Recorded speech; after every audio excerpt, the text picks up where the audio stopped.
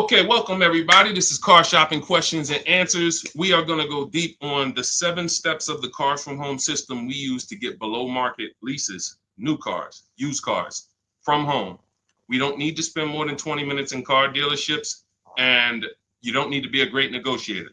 So if that's something that you like, that's me, Deshone, then welcome. Come on in. First thing to do, hit the like button and tap in, lock in. We'll be here for about 45 minutes, going deep on some financial strategy that if you use it, apply it, unlearn what the car business taught you to do for their benefit, you're going to be better than fine. I just leased a $54,000 Infiniti for $499 a month. I got $8,000 off the price of the car. Sitting at home, 2025. I haven't posted it yet. $8,000 off the price of the car from where I'm sitting at right here. The deal was done from right where I'm sitting at. This is where we want you to be. Now, obviously, I've spent a lot of time in the car business, 14 years. I've been teaching people online. But if you follow this, you can do this next week. You can do this week. This is how predictable the system is that we built. So we do these streams so that you can come and get access to information that you would never have access to. You're not, unless you've been in the car business or you have family that, even if you have family in the car business, you never have access to information that car sales people talk about. That's why we do these streams, so that you can have the insider perspectives on car shopping. How would and when you do that, see, the simple thing about this is just put dealers against each other. Stop negotiating one-to-one, which is what they want you to do, and let us show you how to negotiate one-to-many. When you start negotiating one-to-many, there's absolutely no way you can overpay, because you have put them against each other, created competition, and they start doing stuff they never would have did, like taking off big money because somebody wants to win. So that's the whole premise of the Cars from Home system. That's what we go deep on here. If that's something that's interesting to you, lock in, focus, hit some, I always say, type the $ in so I know who I'm talking to. Everybody that's locked in, type the $ in the comments, and we'll get the show on the road. Now, the entire stream is sponsored by my new digital book. It's called Cars from Home: 7 Steps to Saving Time, Money, and Avoiding Dealerships. It's 5-star rated. You can Google it. It has everything in there we'll be talking about today: leasing, purchasing, high mileage, below, everything. And you can go grab a copy for 75% off. It's normally $97. But if you're listening to this and you're like, man, this sounds good, let me go get me, and I want the whole blueprint, you can get yours for 75% off, but it's only for 30 minutes in my TikTok bio, my Instagram bio, the YouTube comments, or the Facebook comments. Now, let's get the show on the road. Is leasing a good option? Leasing is what most people should be doing, because they're not keeping cars. You are not keeping cars. You're not keeping cars long enough to make it make sense. Step 1 in our process of Cars from Home is something I call the 8-year rule. If you want to save money, if you care about your money, first thing you should burn into your brain is the 8-year rule. Because you're getting a depreciating asset and you're coming and you're buying it, and it's losing thousands of dollars in value every single year. Every single year. If you buy a car, what is a car today that's worth $40,000? Listen, get to your keyboards. I'm talking to the people that's locked in. Okay? I know it's a lot of people playing video games, streaming, doing all types of stuff, and they think they're going to hear something today on the side that's going to help them save 5-10 grand off their car, but they're distracted. So I need you to get to your keyboard, because I'm going to be asking you questions, and the people who respond to those questions and engage, where we're dialoguing, those are the people who save the most. Those are the people who get the results. You're not going to get the results just casually in the background listening to this. It's just not. It's going to make you feel good. You feel like you did something, but you didn't. So let's lock in. So a car today that's worth $40,000. What's that car worth in 5 years? Throw out some numbers. A car today that's worth $40,000. What is that car going to be worth in 5 years? Throw out some numbers. What's up, Goat? What's up, David Cesara? $40,000 today. What is the car going to be worth in 5 years? Deborah Alexander, good to see you. Throw out some numbers. Okay. 20, 25. Okay. 22, 18. Okay. I see 25. Depends on how it's driven. Gabby said 10. Listen, could be. Person puts 80,000 miles on it. Could be worth 10. Yep. Now you see this. No one's wrong. Now it's not worth 40. Will we agree? Can we agree? It's not going to be worth 40. Right? Car today is worth 40. Agree? It won't be worth 40 in 5 years. It won't be worth 30. Might be worth 15, 25, if you didn't drive it at all. But here's the point. It goes down in value. A lot. This is where you're losing in the short term. Because you pay all that money to buy that $40,000 car. How much is a car? How much is a payment on a $40,000 car? Some of you who've been in these streams, you know our rules here. You know our formulas. Every $5,000, X per month. I ain't gonna tell you because sometimes we get new people and y'all don't know. You don't know. So, how much is the payment on a $40,000 car? Anybody know? Anybody want to do that math real quick? 800. 800. Every $5,000 on the loan is about $100 per month. So $40,000 car is $800 a month, 5-year loan. So I could lease that same with a good lease deal. I could lease the same $40,000 car for $400 a month, $500 a month. Oh, Deshone, that sounds crazy. You got to put a lot of money down to get those deals. Listen, this is Danielle, $44,000 Audi, $550 a month. This is common. Look, $48,000 car, $597 a month. Common. So this is what you're doing when your question about leasing.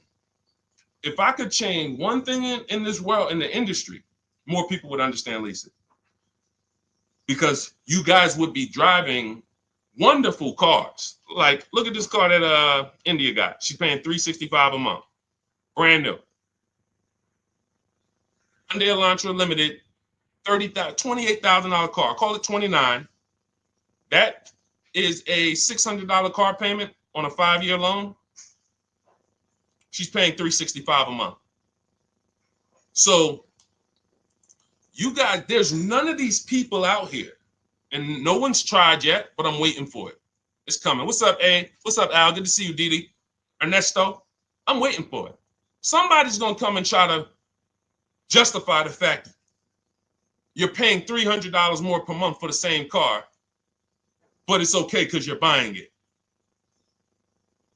Somebody's going to try to justify that. You can't, in a world where we're watching people who don't have much disposable income. We're watching people where the savings is not what we like it to be as a country. It's not like we're abundant with money. $200, $300, $400 a month matters to the public. If it matters to you, type dollar signs.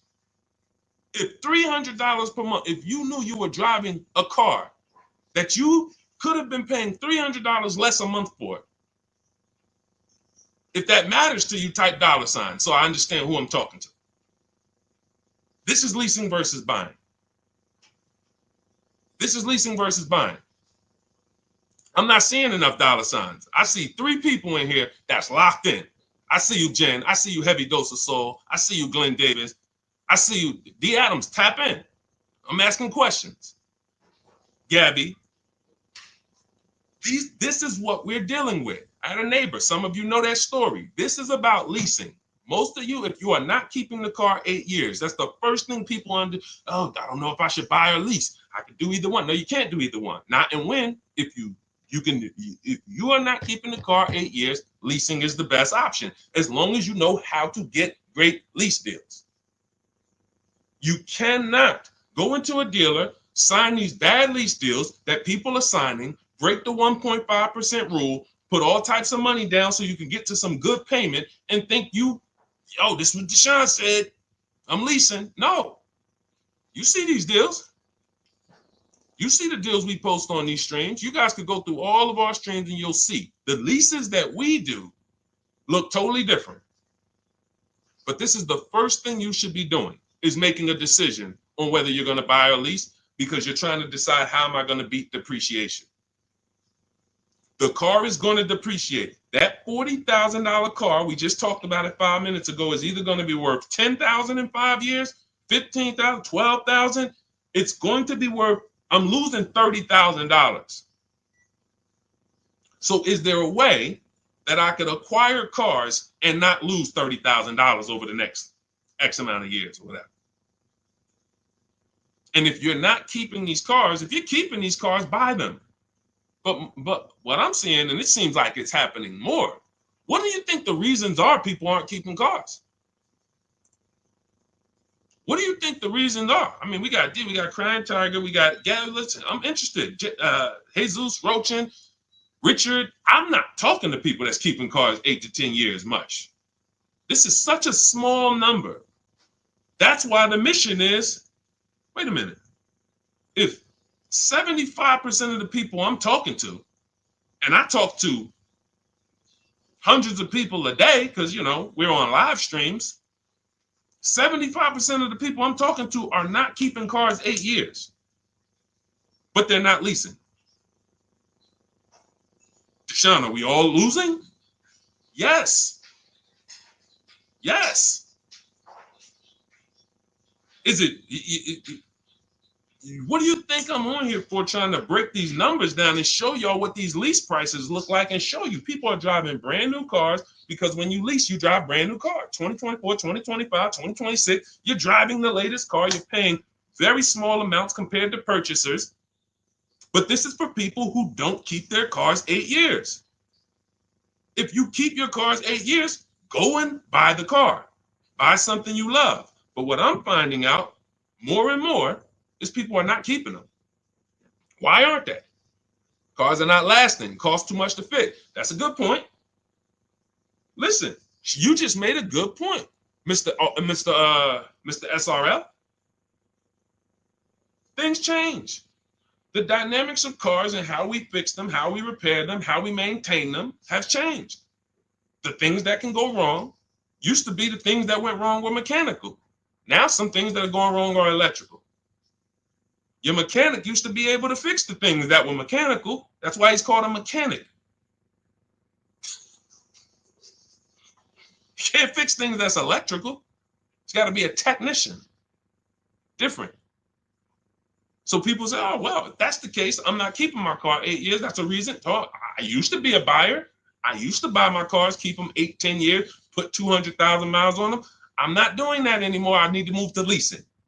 But what you can't do is keep buying and get rid of the cars in 5 years and not count the cost. You're losing $5,000 minimum. $5,000 minimum. Just look at the payments alone. All right, we go much deeper in this on my book. And you know why we don't need to go deep? We compare. That's all. I don't need to beat a subject into your head like we're in college. That's why all we do is show you the comparisons. That's all we do. If what I'm showing you here is not shocking you, then me taking you and showing you the dynamics of a lease ain't gonna do it. If you're looking at somebody like Ansley, this deal I love, similar to what I got. He got an Infiniti QX60, $58,000. He's paying $554 a month. I got an Infiniti QX60. I'm paying $499 a month. I put $1,200 out of pocket, paying $499 a month. If these payments don't excite you, then you're too programmed. Because who has this vehicle? We got anybody on here that has this vehicle? We got anybody on here that has a QX60? Because I got 3 people on here right now that I can show you that got them. Me, Ansley, and Rosalie. Where's Rosalie? And Rosalie. Anybody have a QX60? I guarantee you I ain't paying this. And see, that's the part where it's like, let me open my eyes and listen. The leasing issue is the issue. It's the first issue, y'all. It's the first issue. If you hop off these streams and you're not keeping your cars 8 years and you still keep purchasing them, and you have the credit to lease, you got a 680 or above, you just don't like money. In fact, you hate money. You like giving it away. That's how bad it is. All right, let's go. We'll go deeper on that. Anybody has a follow-up question? I know all types of questions. Don't they limit you on lease mileage? Whatever y'all want to ask, we'll talk about it. But I'll answer the questions as people ask them. Go ahead. Go ahead, Dolan. Do the leasing numbers work when we're driving more miles, though? Curious. Oh, that's a question I just knew was coming. Absolutely. Because leasing is not based on how much you drive. It's based on how long you keep the car. It's based on depreciation. So you're looking at 3 years, 12,000 miles. If you bought the car, see, I always say a car goes down in value like this. Your car is going to go down in value like this. It's like a sliding board. Every time when y'all think of the numbers for cars, because I want to get you out of this, they programmed you. They have programmed you to focus on what you're buying, not what you're paying. I'm going to say that again. That was a bar. They have programmed you to focus on what you're buying, not what you're paying.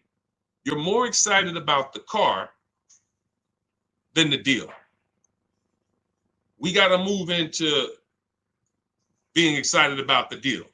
So this is what I want you to think of whenever you think of a car. What is that, John? This is the loss of value. Your car is worth this today. It's going to be worth this in 3 years. Now, that money, look at the people who lost money on Tesla. It's coming back now because politics have come in and legislation.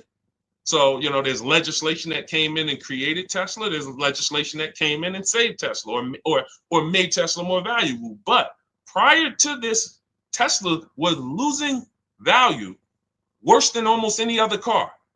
So you bought a Tesla for 50 grand, forget it. That Tesla was worth, it was so bad. So bad. They had to get, so if you own that car and you paid cash for that car, you couldn't even trade it. Imagine paying 50 grand for a car and then you go and trade it in 2 years and they tell you it's only worth 20. Like what? That's depreciation. The more you drive, the more you depreciate the car. So when you drive like this, people say, well, Deshone, I shouldn't lease because I drive too much. No, you got to realize this. If this is your normal depreciation, somebody like you, Deshone, I'm driving 20,000 miles a year. You're depreciating your car even more. And so God comes in when I worked at Hyundai. He was the first person that I ever saw that had a high mileage lease. First person I ever saw. I see you. Shout out to Only B. Thanks for sharing. Appreciate everybody who shares. When I never seen it before. Guy comes in, he's returning his lease. He has like 72,000 miles on his Hyundai. I'm like, wait a minute. You leased this? He's like, yeah, I'm in sales. I used to buy my cars. I just was spending a ton of money. And, I started leasing, never doing anything different. So I got to see this. So I'm doing this paperwork to return. I look, his payment is not even $200 more per month than the normal, let's say a normal Hyundai Sonata, great deal back then, might have been $300 a month, $325. His payment might have been $475, $500, something like that, $525. It wasn't like $700. So he's only paying $200 more per month, but he gets to drive as much as he wants to drive. He had a 25,000 mile a year lease. And when he got it home, when he was done with it in 3 years, he didn't have to worry about, resale and negative equity, because that's the high. Anyone who drives more than 18,000 miles, I want you to type HM, high mileage. Some of the hardest deals, because they would come into the dealership. I remember, especially when Uber took off. When Uber took off, we had all these people coming into the dealership with 200,000 miles on their Honda Accord, 250,000, 300,000. That's not the bad part.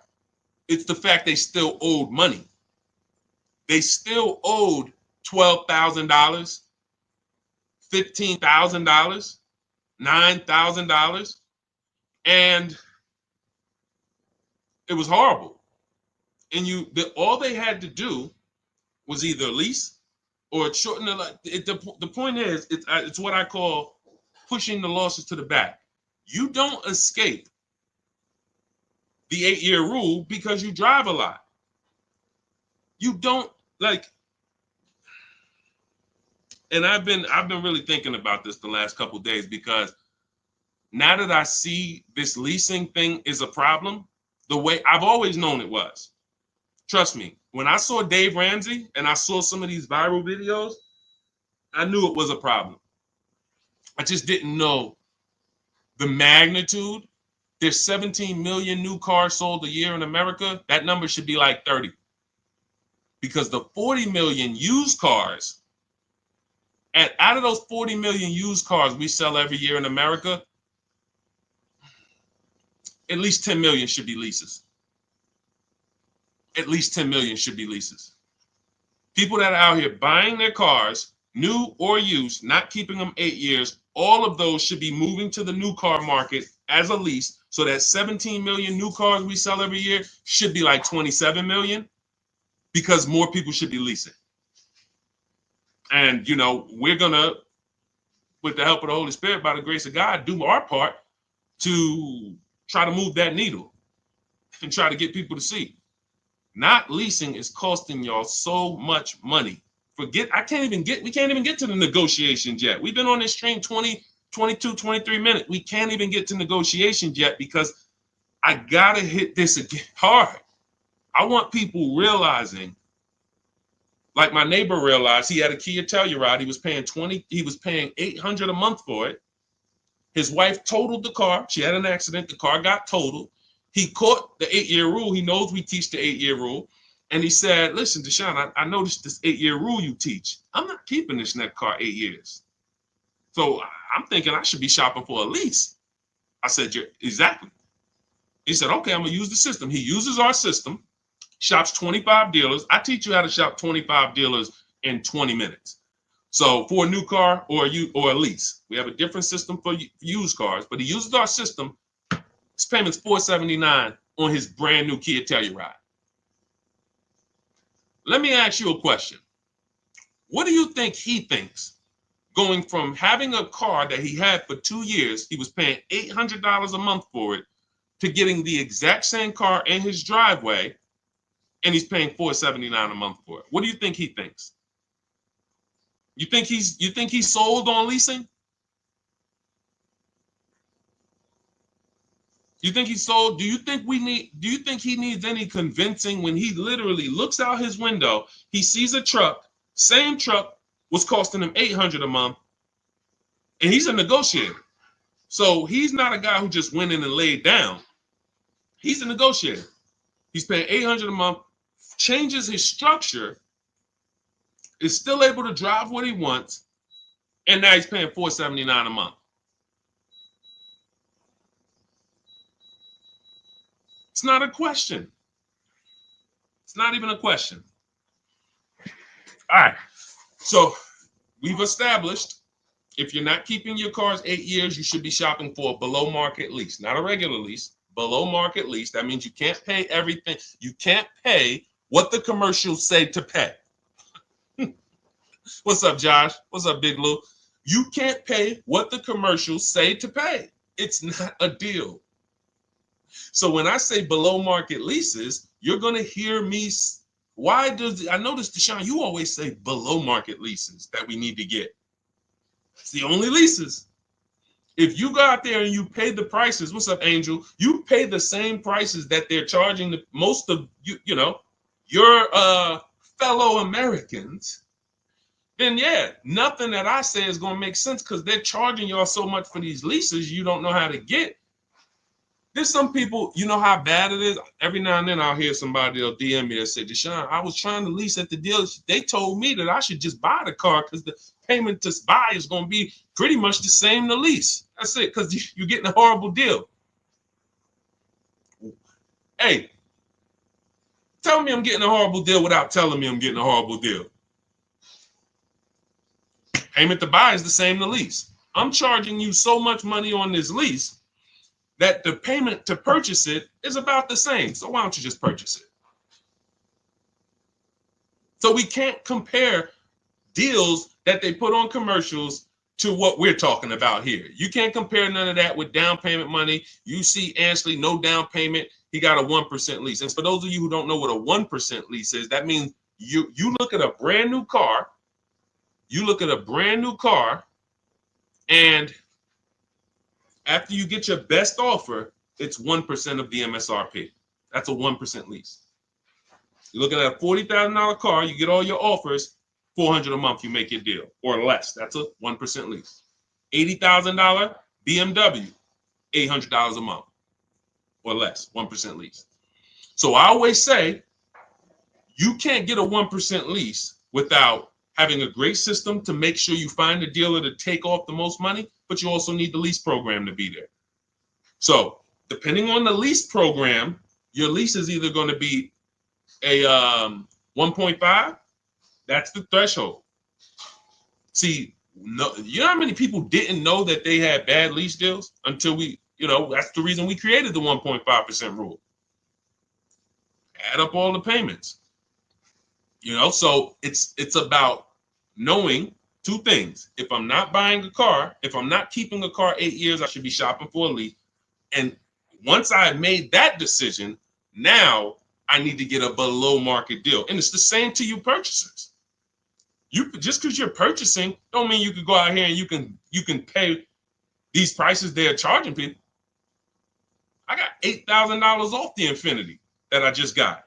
I could have purchased that. You do realize that. If you get $8,000, look at this. Look at Kimberly. Some of you know Kimberly. $20,000 off her Maserati deal. Look, $20,000 off with Kimberly. Now, Kimberly saves 20 grand off this Maserati. She's paying $944 a month for a $91,000 Maserati. Now look at this. This was one of her quotes. It wasn't her best quote, but it was one of them. She could have purchased this. So once you get the money off, leasing it versus buying it, that doesn't matter. It's harder to get a great lease though because you need a program. You need a residual. You need support. The lease program has to be there. You don't use your own bank with a lease. Use the dealer's banks. So, but for those of you who are purchasing, if you don't think, because we spend so much time talking about leasing, because we got to educate people on leasing here, that you out here purchasing, oh, Deshone, I'm good. Would you bet me $1,000 that you got the best deal you could have gotten? No, I probably wouldn't. Mama Lynn, what's up, Robert? That's my question to you. Would you bet me $1,000 that the car you got, if you're going to do it your way? I have no problem. Look, if you think you can do it your way and save more money than what we would say, doing it the Cars from Home way. If you're like, okay, Deshone, I know you're showing me all these people, you're saying we got thousands of people using this system and all that, but I still think I could do it. Okay, would you bet me $1,000 after you make your deal? Bet me $1,000 that we can't get a better deal than that. Who would take the bet? Would you take the bet? That's why you need to go get the Cars from Home system. In our book, everything we teach is in blueprint form, step by step. That's why the book is called Cars from Home. 7 steps to saving time, money, and avoiding dealerships.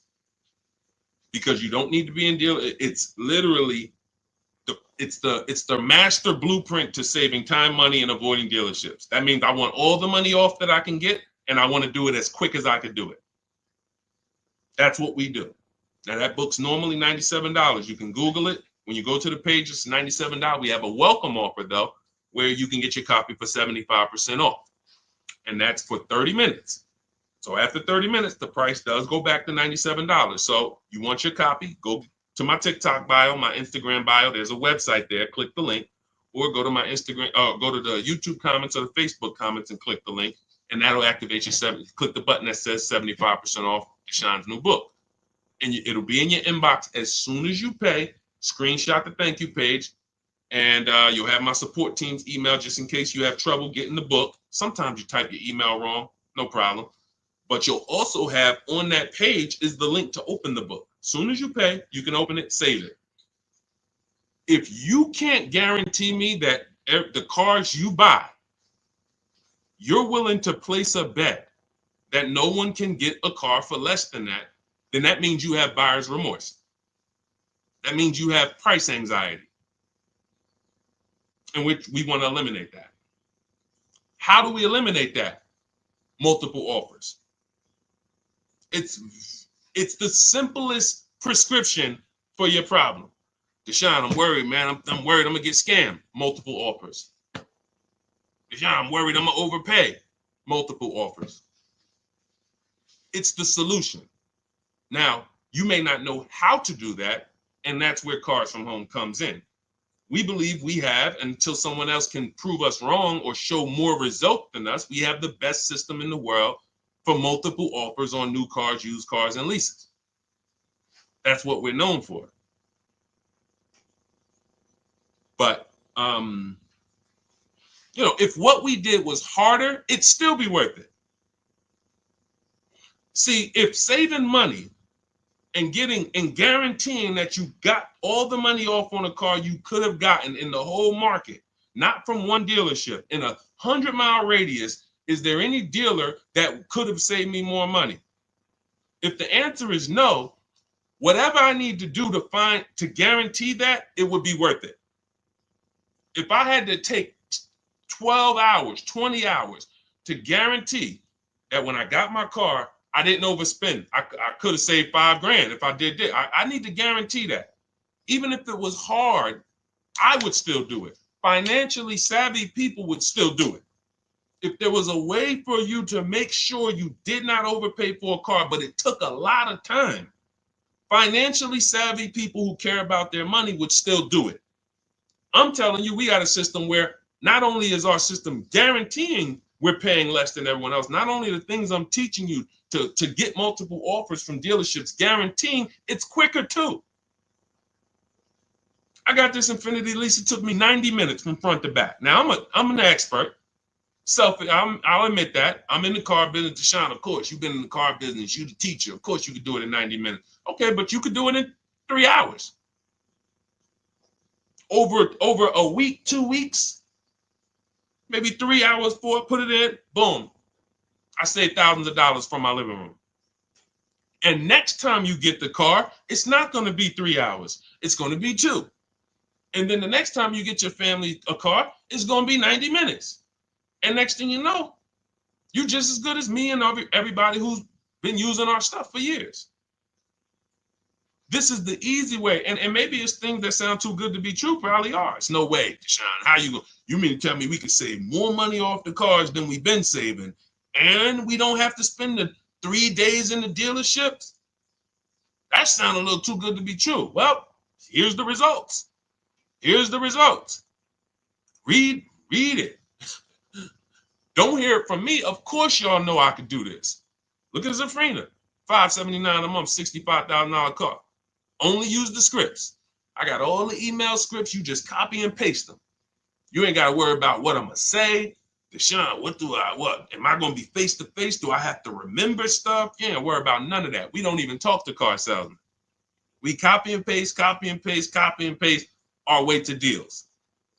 When we're shopping for a used car, we're doing everything online, narrowing our used car search down to our best top 5, but we're narrowing it down based on service, based on title history, based on, you should be narrowing your used search down in that 100-mile radius based on title, service, accident history, and then looking at making sure there's no bogus fees. Only fees that should be on a used car: tax, documentation, and motor vehicle fees. That's it. 14 years I worked with dealerships. I never had a dealership that had a fee other than those 3 fees. So if anybody says, oh, used car hire, what fees you charge? Tax, documentation fee, DMV, motor vehicle cost. That's your title, that's your registration, that's your plate. That's it. When you hear these people say, oh yeah, we got a prep fee, we got a mandatory $1,400 service fee, and then we got the low jack that we put in there, you're gonna pay $800 for that. We would never be in a dealership finding that out. We always are verifying that from home so that nobody has the opportunity to waste our time. Because while you getting in that car to go see that dealer, to go look at that used car that has all these fake fees that they're going to hit you with when you get out there, the car that is the best deal right here, that you looking, it's like, okay, well, that car is $200 more per month. I mean, $200 more. All right, I'm going to go to see this one. But you don't realize this one is the scam car. That one doesn't have any fake fees. And the only way you would understand this is to verify the fees before you visit, so that when you get there, you already know I'm leaving with this car. Whenever we are going to look at a used car, we know we have done all the work at home to know, unless this car drives funny, I'm making this deal. Because I've done everything. People say, yo, if somebody do that on a used car for me, I'm just walking out. And you're walking back home, and you're going to start shopping all over again. I see you, Princess Kiki. Thanks for double tapping the screen. Thanks to the people who always like the broadcast. You're going to go right back. So you didn't lose. I mean, you didn't win. You lost there. You let someone waste your time, and you let somebody put you back into the market when you could have made a phone call, verified fees, and just didn't waste your time. Oh, y'all got that many fees? No problem. Do y'all negotiate? No problem. Let me move on to the next one. But what happens a lot of time is they scam you. They will scam the person coming in, and just the person will be like, well, I didn't know y'all had all these fees. And then next thing you know, they negotiated. But how do you negotiate fake fees?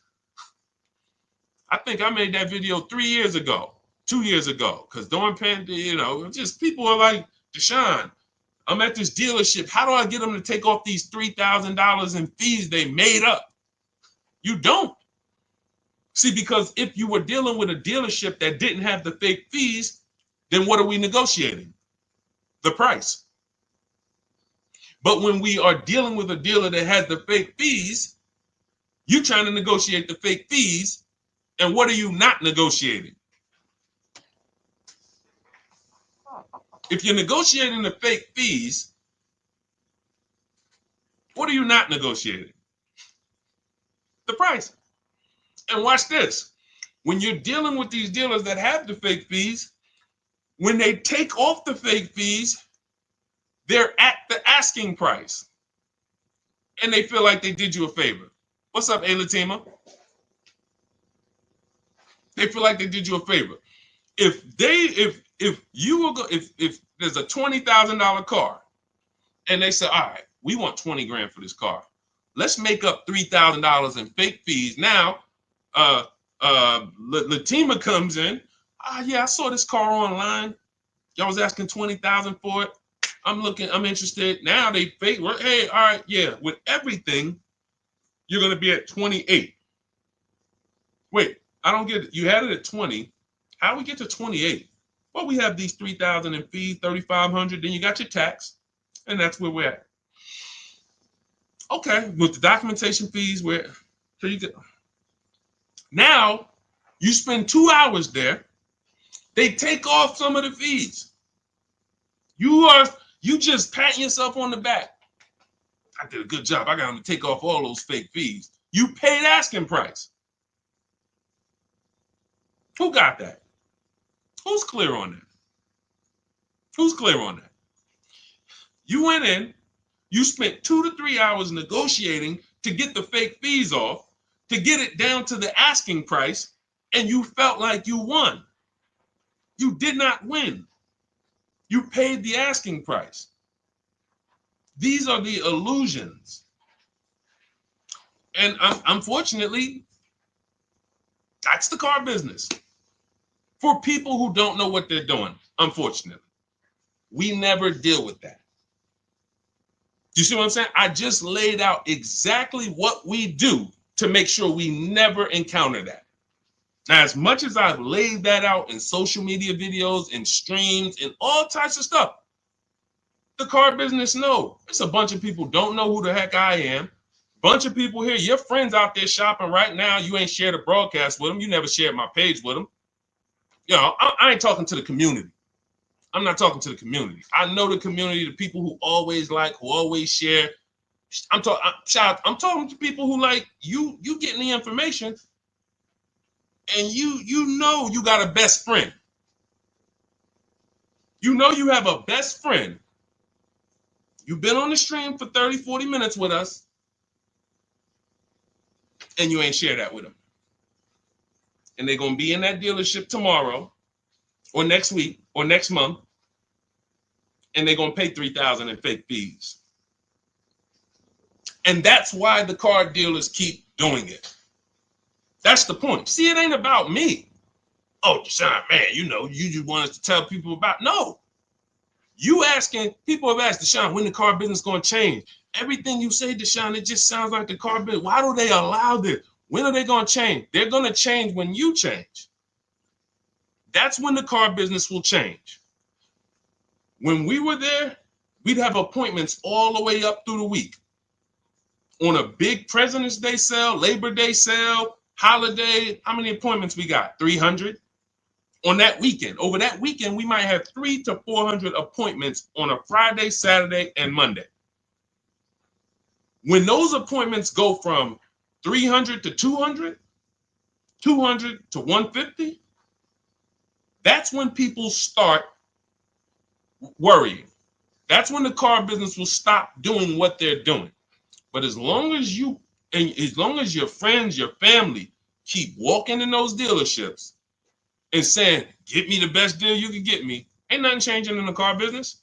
It's only going to be the small community of people who know what they're doing, who are wise. And when I say small, you know, our community is just off the people I know who have access to our information, the Cars from Home book, or either the Cars from Home. You know, I coach people too. We have a video program where we walk you through step-by-step videos.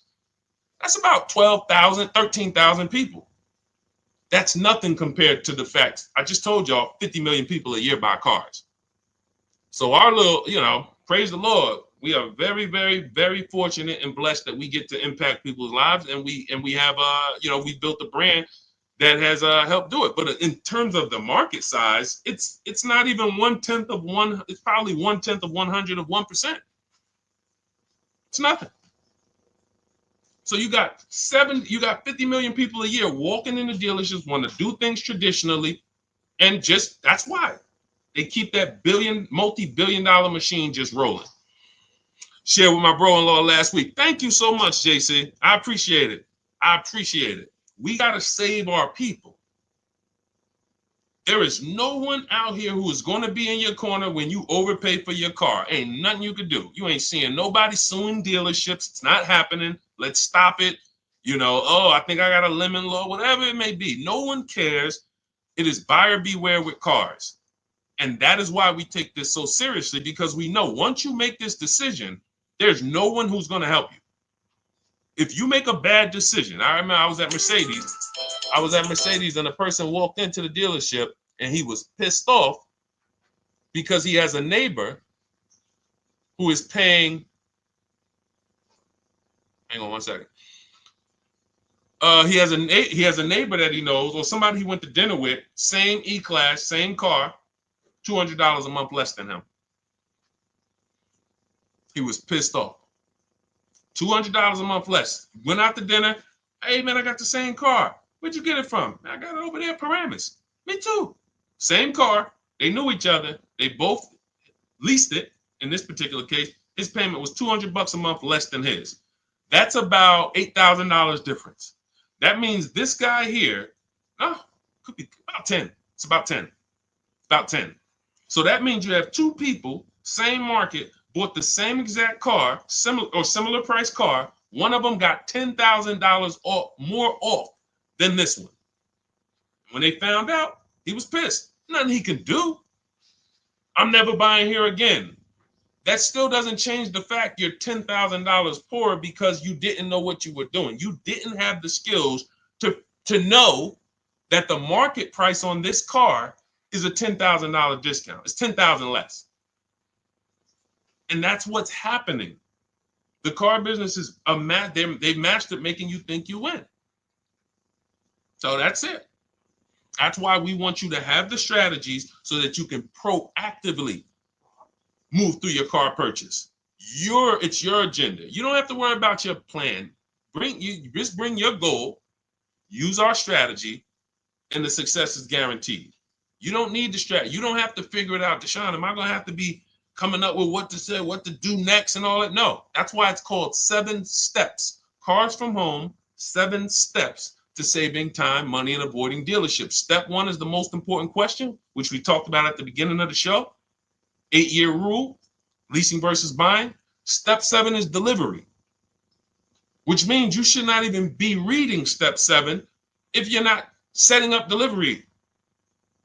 People will be like, Deshone, I'm in the program, I'm using all the stuff, I went through everything. Do you have your car? No, I just went through everything. Okay, so you weren't doing the action steps? Like when I said, go on this website, put this information in, get this value. Did you do that? No, I was just reading everything. Okay, say that then. Because the way that our system is set up is, hey, Javon, what's going on? Yeah, Deshone, I need a car. What's the first step I should do? How many years you keeping it? I'm gonna keep about 10 years. I keep my cars, at least 10 years. Okay, so we're gonna purchase. Okay, do you have a vehicle you're replacing? See, that was step 1. Just that quick right there. You don't even realize we just did step 1. Now we move to step 2, equity assessment. You have a vehicle you're replacing? Yeah, I got something, I got like a 2013, it's paid off. Okay, perfect. Go to these websites right here, CarMax, Driveway, Carvana, KBB Instant Cash Offer, AutoNation, Car Gurus. Get those 6 offers. It's going to take you about 20 minutes. Call me back. Okay, perfect. Yo, Deshone, I got the offer. All right, who's the best offer? AutoNation actually made me the best offer. They're gonna give me $8,000 for it. Okay, perfect. Step 2, done. Step 3. All right, so let's talk about it. You're purchasing now. Let's talk about the budget. How you gonna finance the car? Pay cash? You're going, no, I'm gonna get a loan. Okay. Use this tool. Go to this website. It's gonna tell you how much you can exactly to the T. It's a calculator that I built. It's called the Perfect Budget Calculator. When you get your copy of your book, or if you're in my program, you have access to all these calculators we built. You can't get these on Google. There are proprietary, information. And that's going to tell you exactly how much you can spend with tax, fees, everything. It factors in the tax. You put your state. It factors in the down payment. It gives you multiple goals, and you're going to know you're going to have up to between 4 to 6 goals of purchase prices well below your max budget. That's how it is. I could do a perfect budget calculator in about 60 seconds. Tool. Now, before we built that calculator, it was manual. But once we built, we used to actually have to walk you through that process. Now, it's literally calculator, 30 seconds. That's step 3. Now I know what I can spend. So what I just told y'all, half of our process in preparing to go into the market, it takes seconds. That's why those step-by-step videos or the book is broken down into things you should be doing. This isn't math class. This is like action steps. Do this, do this, do this. Congratulations, you got your car. That's what it's about. That's what the Cars from Home system is about. It's not a learning system. It's not let's just sit down and I want to learn how to think the way Deshone thinks, all of this stuff. I want to be so good I could sell cars. No, it ain't none of that. All it is a step-by-step system online shopping system to get you to your cars. Okay, so now the book is normally $97. Some of you know, but we have a welcome offer for 30 minutes. You can get it for 75% off. That's $24, but you got to get to my TikTok bio or Instagram bio before the 30-minute countdown is up. Click the link there, or you can click the link in the Facebook comments or the YouTube comments. 30 minutes, you got your book for $24 instead of $97. Now, $97 is still a phenomenal price. You use that book. And I saw a comment said somebody said I love the book. JC, I'm gonna answer that. When you get your copy, make sure you screenshot the thank you page, because as soon as you pay, you get access to the book right then and there.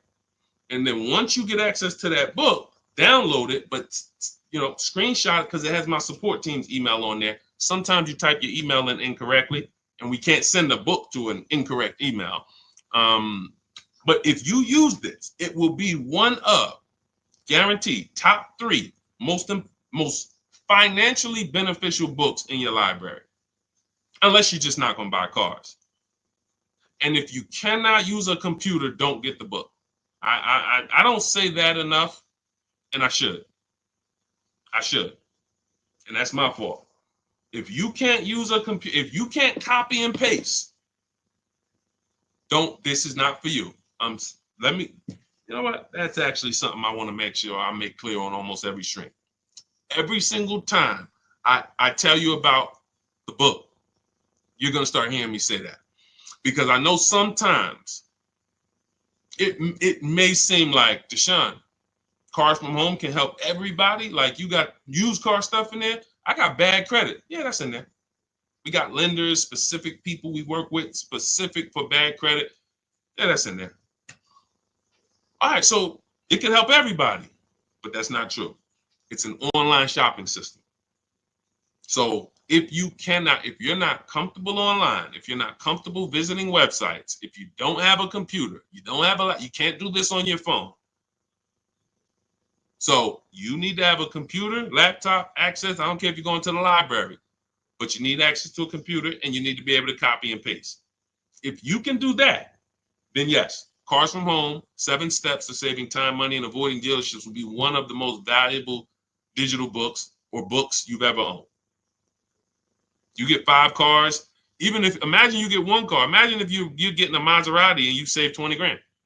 Some of you might even, 10 grand, 7 grand. You might just be happy with, doing a deal like Tiffany. Tiffany got 6,500 off. She used it. I got so many people, American seniors. Anyway. Go ahead, Dolan. I can't show enough people. Go ahead, Dolan. Let's close out with a few more questions before we wrap. Go ahead. All of you who have questions, type them in. We'll try to get to as many as we can before we wrap. We're almost done now. Deshone, love the book. Hey, my question is, thank you, JC. My question is regarding how best to answer the question when doing the equity check. Oh, wait. My screen just went off.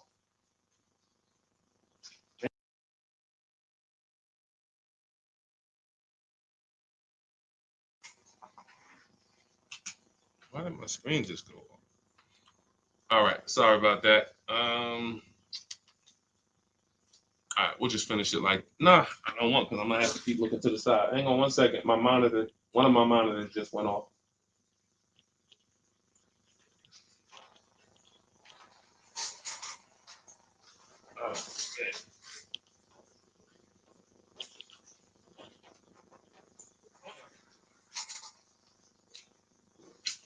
Okay, this is going on me.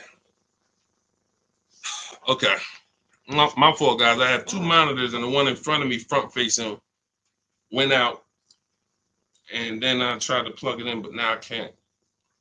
My camera's in front of me. My camera here then. And let's see if we could do it like.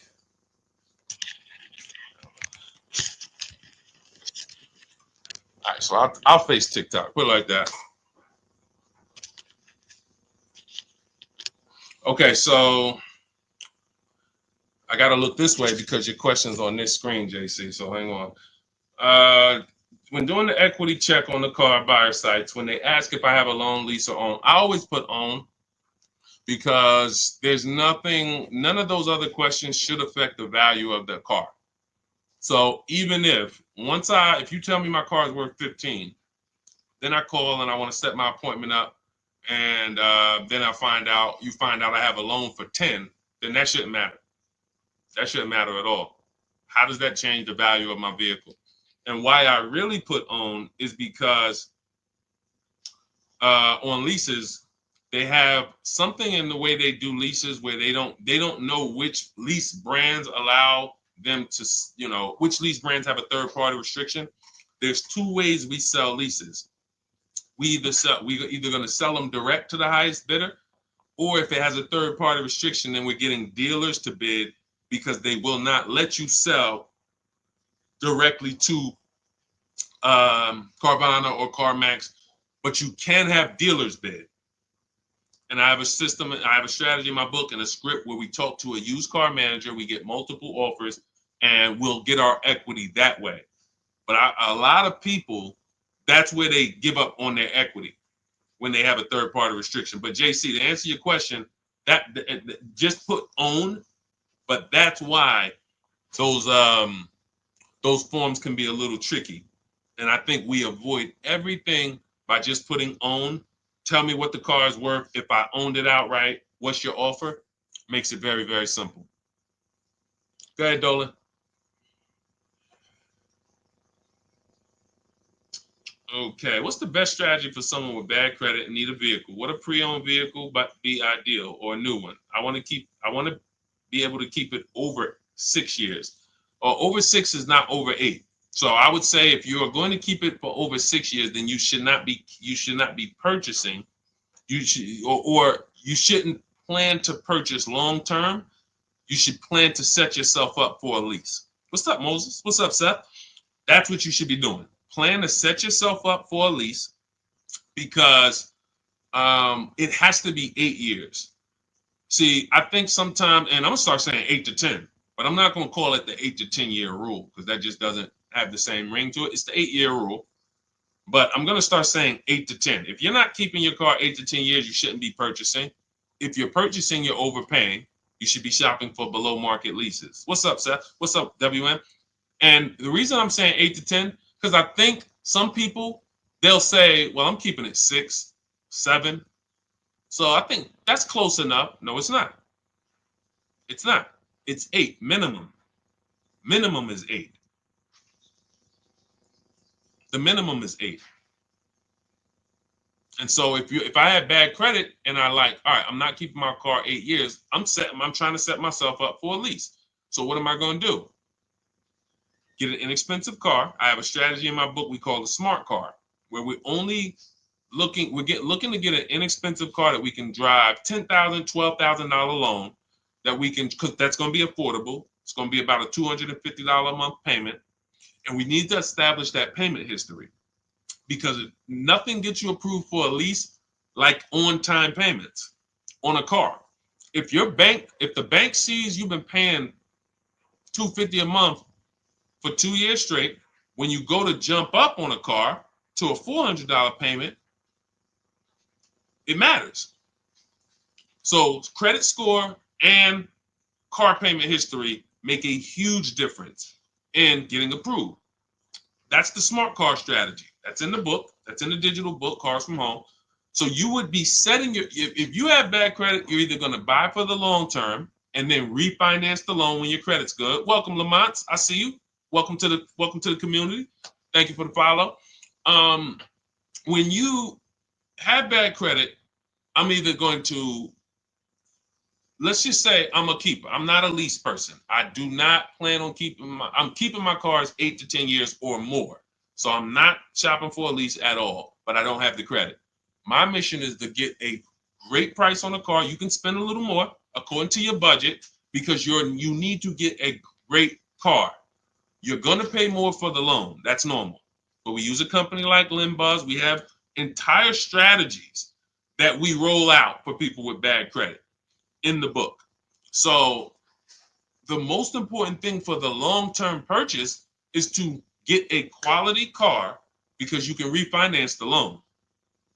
You can't change the car. So if I got a nice car, well taken care of, I verified that it had great service records, great accident history. I verified it's a long-term car. It's a car that's known for going 200, 300,000 miles. We verify that in step 4 of my book. I have a quick thing we do, takes 5 minutes. We go to Google and we type in initial quality, reliability, longevity. And we do that we do 3 of those searches. And we make sure that the car we're looking for, some of the cars you're looking for, they're known for the transmission going out at 90,000 miles. Don't you think that's important to know? Some of you right now are looking at cars, you're looking at used cars with 80,000 miles on them, and you don't realize that that car is known for having transmission problems at 90 to 100,000 miles. That could be why the person dumped it. Because they know if I keep it here, as long as I get rid of it before 80,000 miles, I'm usually okay. Now they dump it off to a person who does not know how to verify that that car has bad DNA, and they're going to buy it. And then they wonder, oh, the dealership scammed me. Man, I got that car, man, the transmission went out on me in 6 months. But you could have done the step that we teach, verified that for yourself, and said, wait, this car is known for nothing. This car got about 10,000 miles before the data says transmission could start slipping. I think I'm gonna look for something else. You see what I'm saying? These are the things. So I'm doing that if I'm a long-term purchaser, bad credit, because I'm gonna get an incredible car, I'm gonna pay a great price for it, and I'm gonna pay a high interest. That's the only thing I'm gonna pay a high price on is my interest. I'm going to get a great price on that car. And that's where bad credit people, and that's where personally, a lot of people with good credit, you get confused because you're confusing the monthly payment with the price of the car. You're confusing the deal with the price of the car. I could have a 20% interest rate because I have bad credit, but I got a great price on this car. Look, watch this. And I'm gonna give you an example to really end this. If I got bad credit and I walk into a dealership and they're having a going out of business sale, we're going out of business. Everything's 50% off today. What, everything? Every car in the showroom, 50% off. Really? Wow, that's interesting. I'll take this one right here. It was 40, but it's I can get it for 20. Yep. Okay. Let's write it up. Everybody agree that's a great deal? Would everyone agree that's a great price for a car? 50% off. But we go into a dealership. Can you agree? Type agree. Because this is a big point we want to make about how these things relate. Especially for some of you you don't have good credit. You need to detach your loan from your car. Okay? So we agree. Okay, I see you, Tina. I see you, Joe. I see you, Danny. I see you, Gabby. Thank you to the engaged people. I'm always look. I love the engaged people, man. Yo, because I gotta tap people and tell them like you ain't gonna save 10, 15 grand off no car working with Deshone, and you playing video games while we talking money over here. Like I'm getting the information. I hear you, bro. No, you don't. No, you don't. So we agree, 50% off, going out of business sale. All right, so I got this car. It was 40. I'm paying 20 for it, brand new car, but I need a loan. I'm gonna call up some banks. Hey, what's your credit? 500. But I need a loan on this car. All right, well, what kind of car is it? Well, it's brand new. It's brand new car. It's $20,000 loan I need. When they see the value of the car is 40 something, they say, what? This is an incredible deal. But I have bad news for you, though. I mean, we could approve you, but it's going to be 22% interest because you have just a lot of derogatories. You got a lot of, no problem. Now, I would search multiple lenders, but once this is the beautiful part. Close my deal at the 22%, get the best interest I could get. It's going to be high because I have bad credit, but I got a great price on the car. That is the difference. Because as soon as my credit is good, because I'm going to work on it, A year later, 18 months later, now I got a 690, 700, 710. I'm refinancing and I'm in a 6% loan and I'm chilling. I got an incredible deal on my car. Now I got the loan to match the deal and it's a wrap.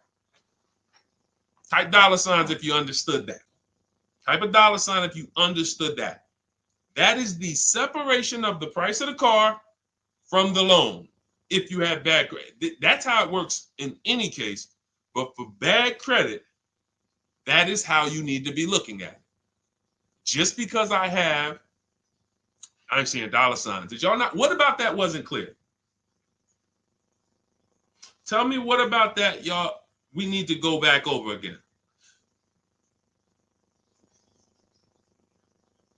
Tell me what about that we need to go back in.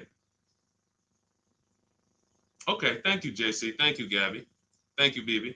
Okay, Jason. Thank you. Okay. We're seeing some dollar signs. So, all right. That's the name of the game. You get half off a car, half price, incredible deal. I got a car, it was a going out of business sale, but I got a 500 credit score. So on that price, I got to pay, when I got my loan, I got to pay 22%. So I got a bad loan because I got bad credit. Great price on the car, though. That is how you need to move. And when you get there, that means you've separated. There's I call this 3 pillars of great car deals. 3 pillars of great car deals. Who you buy your car from, who you get your loan from, who you sell your old car to. Only way, you got to get a great deal, all 3.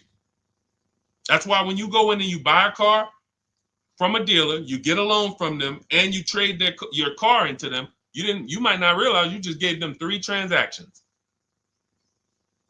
So if that's you, I'm sorry.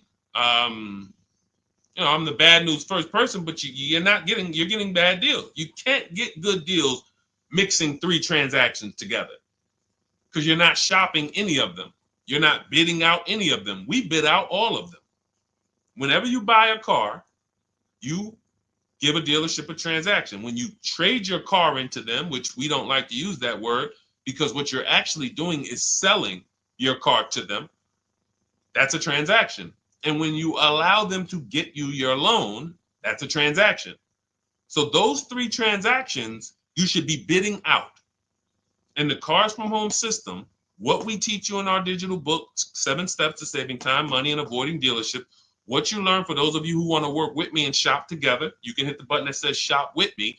And when you go to our bios or go to the links in the comments, and you will see that you can bid out every single thing.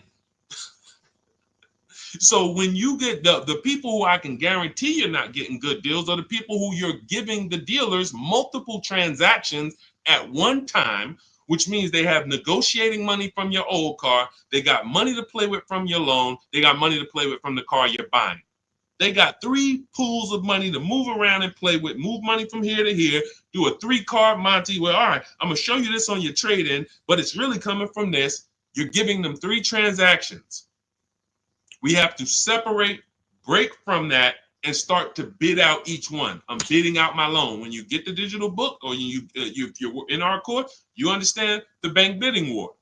Credit bureaus allow you to have multiple lenders access your credit in a short period of time. Great shopping. We do it in 48 hours, 24, 48 hours. I named the people we sell our cars to. We get bids. We don't trade. We sell our cars to cash buyers, big companies that cut checks. And then we bid out our car purchase. Whenever we're looking for a used car, we turn the entire marketplace, 100, 200 miles, into one big marketplace for us. And whenever we shop for new cars and leases, we contact 25 dealers to get 5 offers. We do it all online. This is all multiple offers.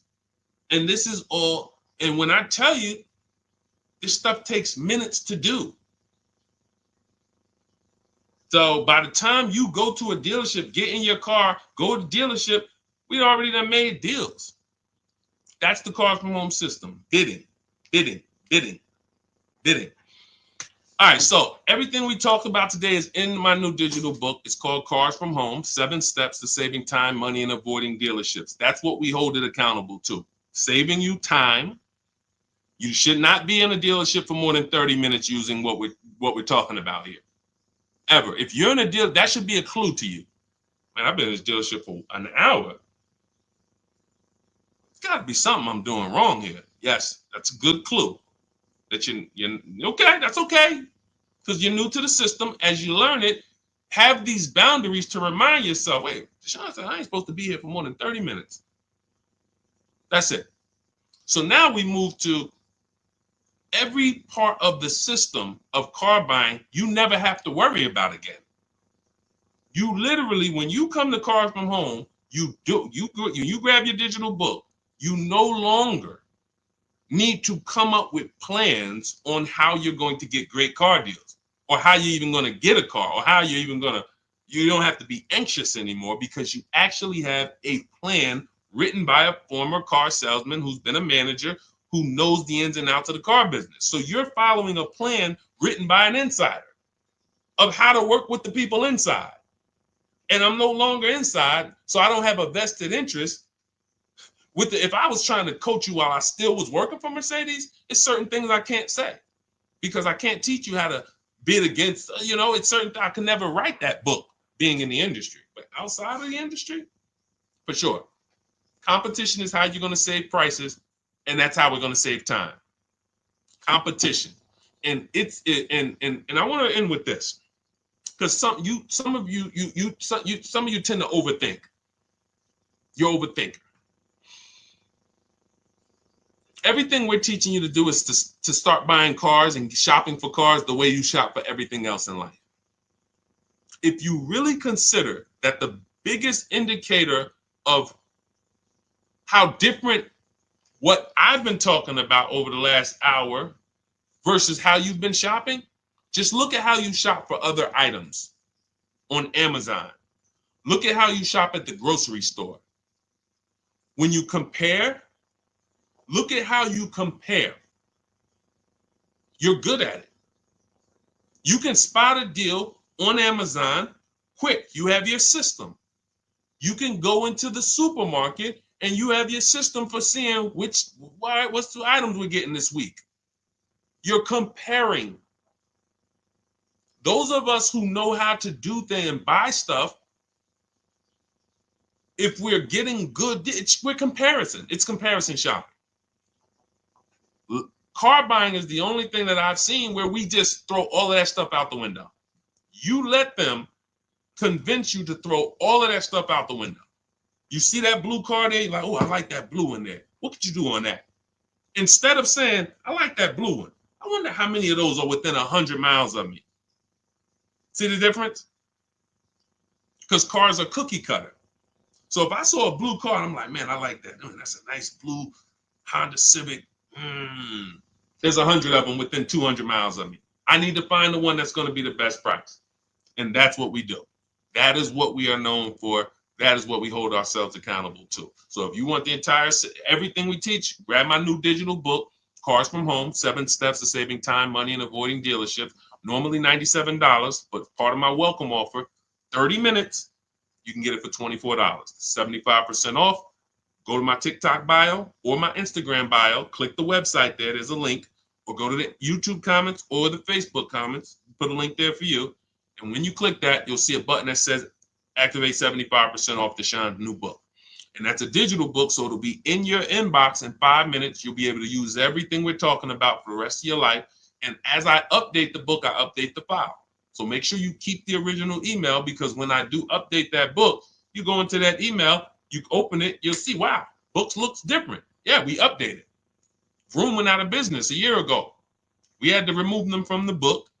If I had 10,000 books in print, they're all worthless. Not even worthless. They're not worthless because there's tons of other value in there. They have an inaccuracy. We have 10,000 books now that now have an inaccuracy because there's companies in there that we get offers from when we sell our car. There's companies in there that vroom when we want to shop used cars. But they're out of business now. But the minute they went out of business, we went in, we updated the file. Everyone opened their books. They never saw a room again. That's one of the benefits of a digital book. So that'll be in your inbox. You'll have access to all the scripts that you're going to use to talk to the dealer, to email the dealerships, not talk to them. You're going to have access to the templates. You're going to have access to all the calculators that I've built. I believe we have 5 or 6 custom calculators. And just an entire strategy that you no longer have to think. It's all laid out for you. All you have to do is trust the process and unlearn. Don't bring any of the garbage from your or how you were taught to buy cars, lease cars. Leave it at that door. Come here with a blank canvas and just say, Deshone, I'm depending on this book to show me how to save more money on cars than I have ever saved. If you come like that and just trust the process, be one of the most valuable books you ever had. Thousands and thousands of dollars will stay in your house. Okay, that's what I hold myself accountable to when I was writing it. All right, so grab your copy. For those of you who want to work together, there is a program we have. It's called Shop with Deshone. You'll see a button there. Not everyone is going to qualify for that. That's why I don't talk too much about that. But if you're interested in seeing if you qualify for that, just go to those same links and just click the button that says Shop with Deshone. And then you'll be able to dive deeper on the qualifications. That's when we coach together. We do coaching calls twice a month. And we have a private Facebook group. When you guys see me share these pictures from all these people, you're like, where are all these people? They're in my private group, and they're using the exact same system, the 7-step system that you have in Cars from Home, my blueprint. So whether it's just a different learning style. Some of you like do it yourself, go grab the book. Some of you like a community and to do it with you, hit that Shop with Deshone button. And other than that, this is what we do. I appreciate you guys checking in. Had a lot of fun today. We'll be back for another stream soon. For all of you who got your book, use it. Please email me when you get your deals. Make sure you just shoot me a picture. I sent out a couple emails. You will, we love getting those. Please send me those. All right, and enjoy the rest of your day. God bless you. I'll see you soon.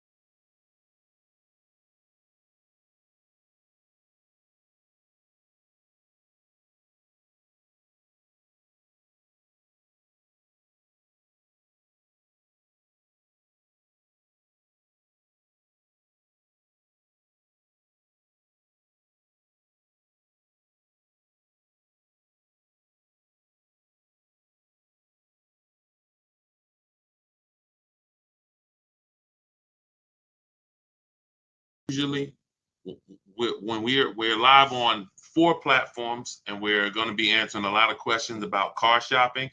If you don't get your questions in early, they might not get answered. So start typing your questions now.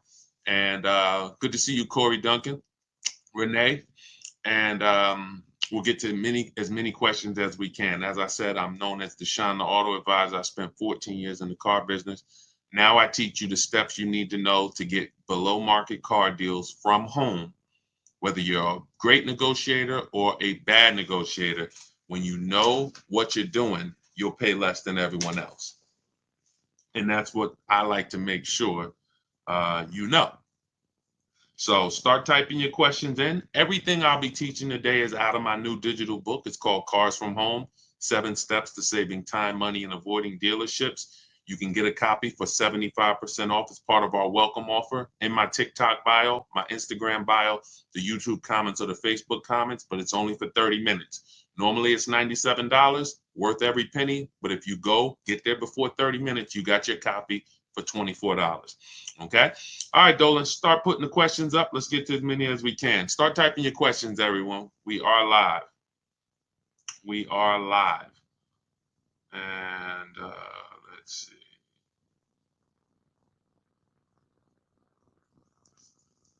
Go ahead, Dolan. We're ready for you. Okay, who would you recommend? Oh, that was the one I answered, manually before we came on. I see we got questions coming on Instagram. Yeah, we got a lot of questions coming in. So let's go. We did that one already, Dolan. I didn't really, I answered it, but I didn't answer it, I didn't, I called it out. What's the process of purchasing a car in the name of your business? Well, the biggest thing to understand is that nothing changes except who you're going to put the whose name is the car going in. That's the big thing. Whenever you're buying a car, leasing a car in the business name, you still got to shop. You still got to get the best deal. You still got to make sure you're not overpaying for your financing. You still got to make sure that you're getting the most money for your old car, not your trade. We don't trade. We like to sell these cars. So all of this stays the same. The only thing that changes is when it's time to buy the car, you ask, when they ask whose name is the vehicle going in, it's going in a business name. Depending on the type of deal, you might need commercial insurance, depending on what type of vehicle you're getting. But other than that, the process of getting a great deal in your business name, 95% of it is the same as getting a great deal in your personal name. Shopping multiple offers. Don't make a decision until you see at least 5 offers. You see a $5,000 price difference between the best offer and the lowest offer. You pick the best offer, you get out of the market. None of that's going to change, regardless of whether it's in your personal name or the business name. Okay, go ahead, Dolan. Now, there are people trying to teach you how to buy cars in your business name without personal guarantees and all of that. I don't teach that. But yeah, everything else is the same. People are overpaying like crazy buying cars in their business name. When is the best time to purchase a new vehicle? So there's no best time. It's a lie. It's marketing. And if you think about it, car dealers they've gotten us to do things that benefit them, regardless. Come into the showroom at the end of the month. It benefits us. Come into the showroom on the weekends. Benefits us. As long as you guys continue to go into the dealers are going to continue to be the same. When you guys stop going in and you start going to your computer, where we make our deals from. When you see me share people on this screen, people like Danielle, Greg, Bonita, Tope, Aretha, all of these people that you see me share throughout our streams, these people are making their deals from home. And that's where you want to be, because whenever here's what you want. You want a desperate deal. You want a deal that the dealer makes because they're desperate. They need to sell a car. They need to hit a unit. That's the only reason why they're giving you such a big discount. I just got an Infiniti the other day. I leased it. I saved over $8,000 off the vehicle. That particular dealer that won the bid for my business, $499 a month, $1,200 out of pocket. It's a $54,000 vehicle. They needed that deal. That wasn't a deal they want to make with everyone. And what they've taught you as dealers, they've taught you that the deals that you see on commercials are deals. No, they're not deals, because no dealer wants to give away a car where they make no money over and over again. Dealers only do these deals because they're desperate and they need to hit their numbers. That means that they're not giving you a better deal when there's 200 people in the showroom. Why would that? You know what I'm saying? What's up, Joey Cantu? Good to see everybody tapping in on TikTok. Shout out to everybody double tapping the screen. Thank you. Shout out to everybody hitting the likes. And shout out to everybody who's hitting the share button. We appreciate you helping us spread this mission. We can't get this financial literacy out without the people who help us run these numbers up. So we appreciate you. What's up, Messi? Good to see you. Yeah. So when the showroom has 100 people in it because it's a holiday, that's the illusion that you're getting a better deal. But no one's. Why would we need to give you a better deal when there's no desperation? We have people all over the place. We got 100 customers in here. We have more customers than cars. Why would we be giving you a better deal? But years and years of commercials have helped people think that they're going to come into the showrooms at the end of the year. They're going to come at the end of the month thinking they're getting a better deal. And that's fine. It works great for car dealers. But what we know is we position ourselves. Sometimes the first week of the month is the best deal. Sometimes the second week, when car dealers look around and they see they haven't sold a car and it's the 10th of the month. They got to, they got to sell 200 new cars. They're only at, 30. So they're behind. See, what they've taught you is every month at the end of the month, car dealers just need to hit their numbers. Every month at the end of the month, come on in because car dealers need to hit their numbers. So no dealers hitting their numbers on the 20th. No dealers hitting their numbers on the 25th. It's all coming the end of the month. Does that make sense? You get what I'm saying? Type a question mark if you're starting to think. This doesn't really make sense. You tell us to come into the showrooms at the end of the month. You tell us we're going to get a better deal. But then at the same time, the place is so full. You could tell us no. You could throw us out. And you're still going to win. The end of the month is the time where dealers name their price and they say, hey, take it or leave it. We got too many people in here. Listen, Mr. Duncan, we appreciate you, but listen, we got way too many people in this showroom. The price is $6.99 a month. That's the best we can do for you. Listen, I'm sorry if it's not in your budget, but we gotta, that's the best we can do right now. Now they're letting you go. See, the last thing they want you to do is shop their competition. They don't want you to shop their competition. So they're going to let you go knowing that you're not going to go shop. And that's how people just end up saying, well, I guess I'll just take whatever they're offering. There's no desperation. So that's why I want to, as we just pass through holidays and we're going into more holidays, I like to get that out the way. Let's get that out the way. Let's get the foolishness out the way about the end of the month, better deals. And you can explain this to people from now on. Whenever somebody comes and tells you, hey, end of the month, you just ask them, how desperate are the car dealers at the end of the month? If they're not desperate, they're not going to make good deals. It's simple. So what you want to do is you want to be positioned. You want to be positioned, reach out to these dealers, let them know who you are, and you want to have 2 dates. 2 dates. Every time you buy a car, 2 very important dates. Soon as date, this is the soonest date you can make a deal. You should not be talking to dealers about prices until you can make a deal. Second date is the no later than date. This is your deadline. This is your lease is up. You've used your extension.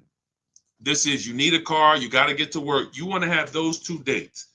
And you want to be shopping in between those dates. You want to be positioned in between those dates. That's why we reach out to dealers early. We're having conversations with them. If you have a lead, I always like to see you shop for at least 3 months. At least 3 months, because the offers are going to change every month. The used car prices are going to change, and you can monitor those deals. So I wouldn't say there's a best time to purchase a car, but there's certainly a worst time. And I think the worst time is when you need it and you're desperate in the dealership and you're there when they told you to come. That's just my opinion. I have never, because you can't get anything done from inside the dealership. You just can't. Can you get offers from competitors from inside the dealership? Can you get offers for your trade-in from inside the dealership? Can you get offers for your loan from inside the dealership? No.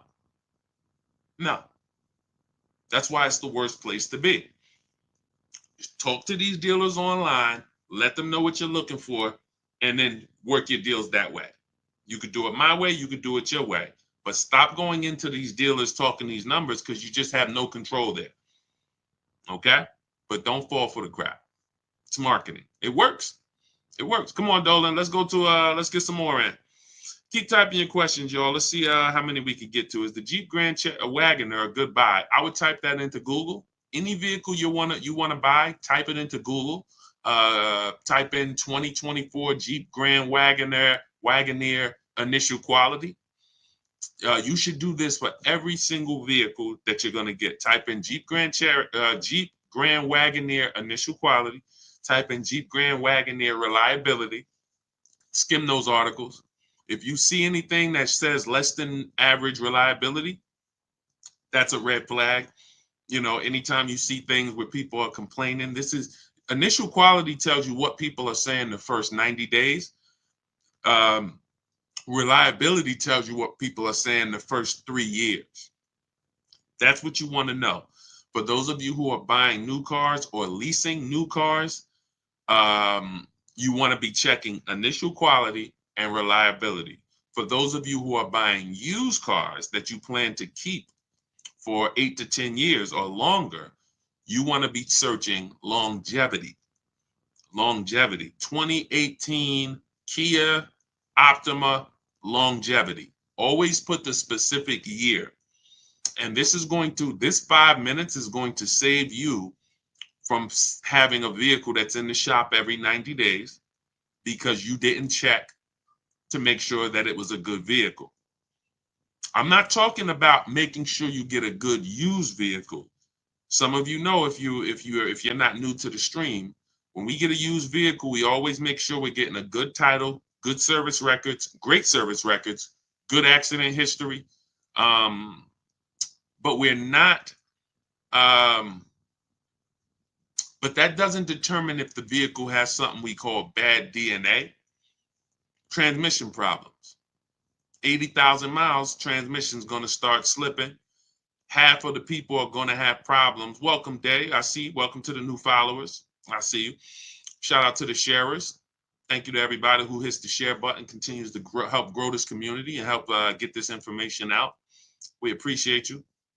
But that's what you want. Every vehicle that you want to be looking at, get into the habit of doing this 5-minute check. This is actually in step 4 of my book. In my book, I break down the entire shopping process into 7 steps. And that's for new cars, used cars, leases. It's 7 steps. And step 4 is a step I call shopping, not buying. This is when we're deciding what we want. See, you have been taught you should just buy. You have mixed shopping with buying. You go in to shop, you end up buying. This is not strategy. You don't want to go in. Shopping is deciding what you want. You're about to make a 5-figure transaction. 5 figures. Every one of you, for the most part, some of you may be getting cars under 10 grand. Some of you may be getting cars over 100 grand. But for the most part, most of you are about to make a 5-figure decision.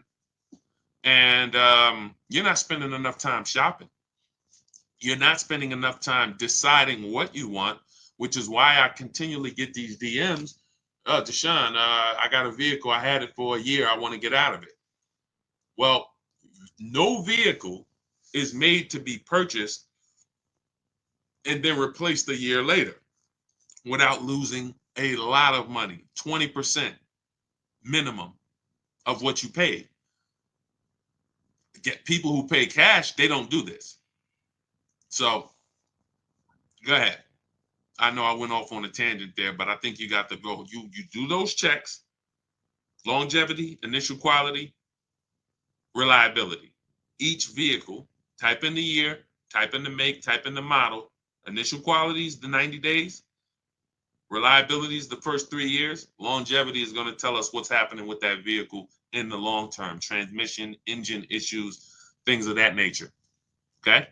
Get in the habit of spending that 7 or 8 minutes to check those things, and you don't have to ask people about their opinions on cars because we just don't have enough information. 60 million cars are sold a year.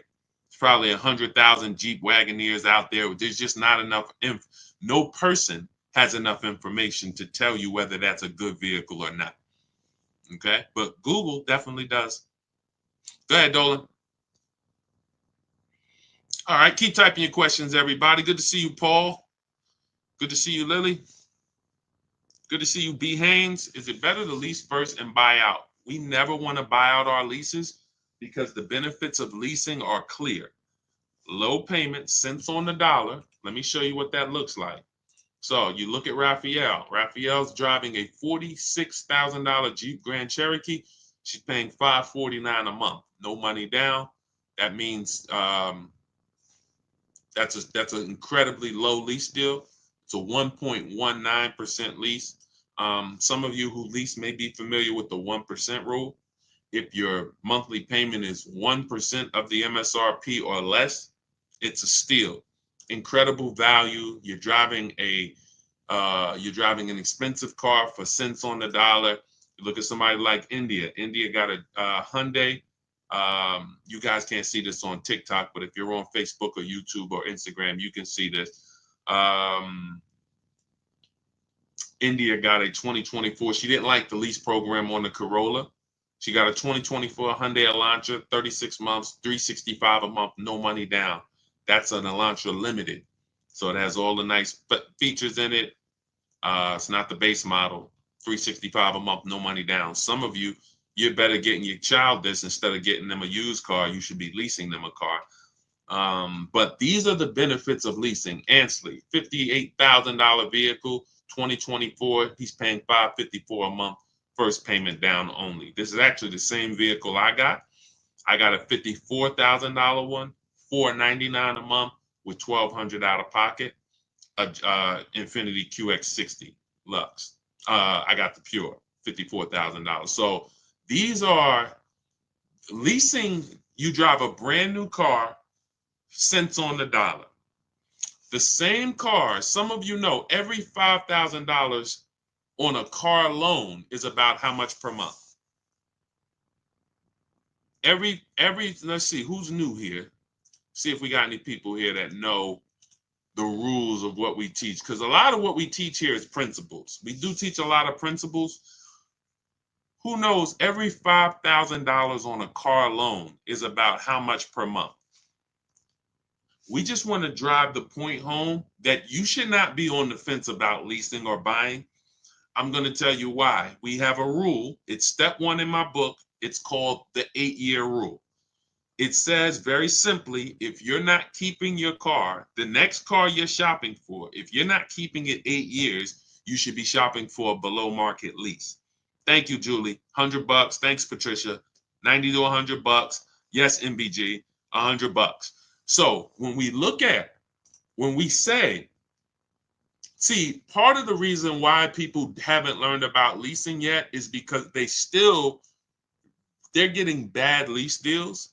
They're looking at these commercials. They don't know about below market leases that me and my people get. And they're judging those lease deals compared to a purchase. And that's why they're not leasing. So when you look at somebody like Ansley, this $58,000 vehicle, he's leasing it for $554. To purchase this same vehicle on a 5-year loan, he would need, thanks, Lori, I appreciate it. On a 5-year loan with no money down, he's looking at about an $1,100 payment or $1,200 on a 5-year loan. $58,000 vehicle, $1,200 a month all day long. We're not even factoring in tax, but you know, he could have got a discount. Let's just say that's an $1,100 to $1,200 payment. There are people driving the same vehicle, no money down, $58,000 cars, they're paying $1,100 a month. Maybe they took a 6-year loan, or God forbid, a 7-year loan, because that's what people who can't afford they can't afford some of these monthly payments for these cars they're buying, and they just take the loan longer. Just give me a 7-year loan. Give me an 8-year loan. Some of you might not even know how long the loan is. That is a problem. That is a problem. Because what they're trying to get you to do is make bad decisions based on affordability. I see you. Thank you for double tapping the screen. Every time you hear something you like on TikTok, just double tap and y'all continue to see those likes go up. And TikTok lets everyone on TikTok know we're talking serious business over here, brings more people over. So thank you to everybody who's double tapping that screen. We appreciate you. But this is not even close. Leasing versus purchasing is not even close. Look at India's deal again. This Hyundai Sonata Limited. If that's a $30,000 vehicle, close to, let's say it's a $28,000 vehicle, that's a $500, almost $600 a month payment for 5 years. So when she's paying $349 a month, these are real differences. Real differences. So that's why we don't go. And now, again, to wrap up the answer to your question, see, you'd have to be switching. See, leasing is so good. You'd have to be switching your entire ownership philosophy to stop leasing and to buy out your lease, which is buying a used car. That's all you're doing. Whenever you lease, you're buying a used car. The only difference is it's your car. It's no different. When people would come into the store, when I worked at Mercedes, they would buy their lease out, or General Motors. They buy their lease out, and then we put the new plate on for them. They're not even excited. They just signed up for a 5 or 6 year deal, 5 or 6 year loan on a car they've already had for 3 years. They've already been paying on it for 3 years, and now they're signing up for another 5 or 6 year loan. What's the total? If you leased a car for 3 years, then you bought the car on a 6 year loan, how many years is that? This is why this doesn't make sense. You leased it for 3, and plenty of people around the country are doing this. They lease their cars for 3. We never do 4 year loans, 4 year leases. Never take a 4 year lease. You're paying too much for a vehicle you're giving back. But once you lease it, you go and you buy that vehicle. You just went from driving a brand new vehicle, cents on the dollar, like Jen, like Rosalie, like Zafrina, like Teddy, all of these people who are driving brand new vehicles, but they're not keeping them 8 years. So they're not tying up their money in them. They're not tying up their money in them. You go from driving brand new vehicles, paying cents on the dollar, to buying a used car. It's a different philosophy. That's why it's about, what are your reasons for buying your lease out? What I see is people just don't want to shop. People say, oh, my lease is up in 2 months. I'm just gonna buy it out because I don't feel like doing the whole dealership thing. That's not a reason. That's not a good reason to make a bad financial decision. I'm going to buy, and some of you buying your leases out, you're not even checking to see if this is a good price. People are paying $20,000 to buy their lease out for a vehicle that they could find that same vehicle for $18,000. Or they're going over their lease mileage and then buying the vehicle out because they went over their lease mileage. These are all incorrect things. Choose your mileage wisely. Don't buy the lease. When your lease is up, you go get another lease. Oh, people say, Deshone, what do I do when it's up? You go get another one. I go drive a brand new Infiniti for 3 years. Perfect. That's up. I'm going to go drive something else for 3 years. And that's what I'm going to do. I'm driving brand new vehicles. They're always under warranty. I'm paying super low payments. I get to keep lots of cash flow in my house because my car payments are low. We've never had a $700,000, $800,000, $900,000 car payment. In fact, before this one with the Infiniti we didn't even have a $400 car payment. These are the first payments we have that are in the fours, and they're for 50-something $1,000 vehicles. It's just not even. Any questions you guys have about leasing, feel free to ask. That is certainly half the battle. Besides you not knowing how to shop dealers and put them against each other, the leasing versus buying is losing you thousands of dollars. Every time you purchase, but you should have leased, you lost thousands of dollars. $5,000 to $7,000 each car, maybe more, because you just can't put a price on.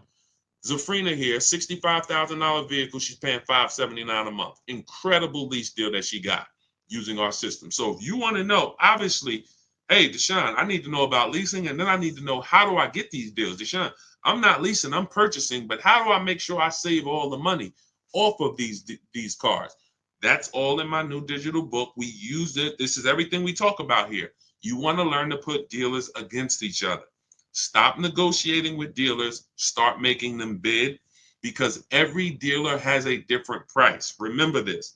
It's like when you walk into a supermarket, if you see spaghetti sauce on sale, $3.99. You walk into another supermarket, the exact same spaghetti sauce is not on sale, it's $6.99. And then you walk into another supermarket and you see another sale, the exact same spaghetti sauce is $1.99. How is that possible? Retailers are selling for a different price. Same thing with cars. One Nissan dealer has a different price on the Nissan Altima than this Nissan dealer. Everyone is different. So in order for you to save the big money, you want to start saving the big money, and you want to guarantee that you save all the money you can, you need a system that's going to start making dealers bid, that's going to allow you to see all the options in the market instead of this, what NADA told us when we sold cars. Customers only visited 2 dealerships. That's NADA, which is a huge company that reports to car dealers and tells us what's going on in the market. They told us you're only shopping 2 dealers. That they're using that against you. They know you're not going to shop more than one or 2 dealers. So what you want to do is change that philosophy, learn to get at least, I have a system where I teach you how to get 25 dealers to compete for your business. Takes us 20 minutes. It's called the 25 to 5. We do this for new cars and leases. So all of this is in my new digital book. It's called Cars from Home, 7 Steps to Saving Time, Money, and Avoiding Dealerships. I want you saving time. I don't want you in a dealership more than 20, 30 minutes ever. I want you saving all the money that you should be saving. And I want you avoiding dealerships. You should not be talking numbers in dealers ever. All of this I'm going to lay out for you and teach you in my 7-step book. You can go get your copy. It's normally $97. But if you get to my TikTok bio or the Instagram bio or the YouTube comments or the Facebook comments, click that link before 30 minutes, you got your copy for $24. That's our welcome offer. All our new people, we give you a welcome offer where you can get your book for 75% off. So you won't pay the normal $97. You'll pay $24, but get there before 30 minutes is up. Now, as soon as you pay, make sure you save, screenshot the thank you page. You can open the book right there. It says as soon as you pay, click here to open your book. Then you can actually, we email you a copy.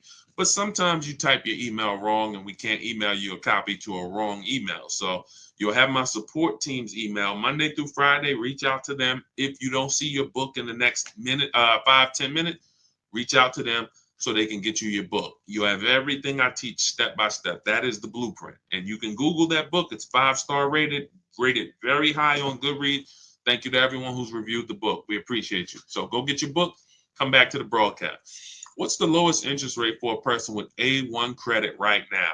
This is what I call feeling for the bottom. We don't want to do this because there's no way for us to know. What's the most I could get off of a BMW X5? What's the lowest I could get for this vehicle? The only way for us to know this is for us to shop the market and for us to allow people to compete and show us what they will offer us. We use a strategy for getting our loans called the bank bidding war. It's 3 rounds. 3 rounds. The first round is we're going to check to see, are there any special interest rates on the vehicle we're shopping for? So if we're shopping for a 2021 Toyota Camry, are there any special interest rates for certified vehicles? If we're shopping for a brand new Hyundai Elantra, are there any special interest rates for brand new Hyundai Elantras? 0%, 1%, 2%, things that no bank, no credit union would be able to touch. That's what we want to check first. Now, that's round 1. If there's a special interest rate, we don't need to shop anymore. If there's not a special interest rate, now what we're going to do, I have a tool in my book. It's called the Perfect Budget Calculator. It allows you to take the average interest rate. We tell you what the average interest rate is.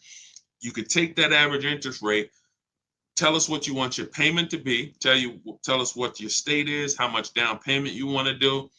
And what we're going to do is that's going to create a bunch of goals for you. Who's ever been in a position where you're like, okay, I want to spend 30,000, 30,000, 30,000, and then you end up spending 32, 31. Type me if that's ever happened to you. Now, you can't negotiate the buyout on a lease. I haven't ever seen it. That number's set from the start. So what happens is when that happens, what you're dealing with is well, let's stay on the bank bidding war round 2. So once you have this tool, and again, the reason why, see, some of this stuff I invented. I'll give you the manual way to do anything that we do. Anything you want to try to do on your own, I'll give you the manual way to do it. We reach out to 25 dealers online. You could go and you can call around. I always tell you, ask for managers. Try to deal with only managers. If you don't want to talk to anybody, you use our system. But there are tools that we've created that no one else uses because we made them. So in my book is something called the Perfect Budget Calculator. That's going to give you multiple goals. It'll tell you if you get a 5-year loan, you want to do no money down, this is what you can spend on a car. And it takes into account the taxes, the fees, because that's where it usually gets you. You go in, you're looking at a $30,000 car, you didn't factor in those taxes, you didn't factor in those fees, right? Next thing you know, they're like, oh, well, you got $3,000 in taxes and fees. Our calculator factors in for that early, and it tells you if you want to be at this payment, no money down, 5-year loan, that this is the state you live in, you can't spend any more than this on a car. And then it gives you other goals. And your max goal is going to be a 6-year loan with money down, using equity at your monthly payment. See, the reason why you're going over budget is because you don't have any goals below your max budget. I'm going to say that again. Type a $ if you understand. When you go into the dealership or you go shopping with your max budget in mind, you're usually always going to go over. What you need is multiple goals below your max. Once you have multiple goals below your max, now you can actually go in and start to look, can I find a vehicle for $23,000? Nope, I can't. All right, then I got to go up. Can I find something for $27,000? Nope, I can't. $28,000. Now your max budget might be $31,200, but we're not going there yet. And that's how you want to raise your budget. You never want a car salesman raising your budget for you. You want to raise your own budget. And in order for you to do that, you have had to set it. So I created it's called the Perfect Budget Calculator for those of you who are buying, purchasing cars. You plug that in, it's going to be your best friend. Now I have lease calculators and calculators we use for leases, calculators we use for used cars.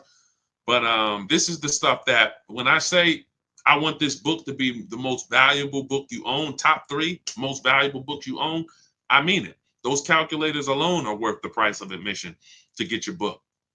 Okay, but we always, so once you find your vehicle, now we remember this. Never let anyone access your credit with a hard pull before you find your car. Welcome, Ray-Bans. Welcome, Janet. I shout out to the new followers. Thanks, Lori. Never let anybody run your credit with a hard pull before you have found your car. Once your credit is accessed with a hard pull, there's something called the rate window. The credit bureaus allow you to shop competitors. You can call, once you make your deal, you can call Bank of America and say, hey, give me an offer. Navy Federal, give me an offer. Chase, give me an offer. TD, give me an offer. You can let all these people run your credit. And at the end of the rate window period, it takes us 2 days to do it.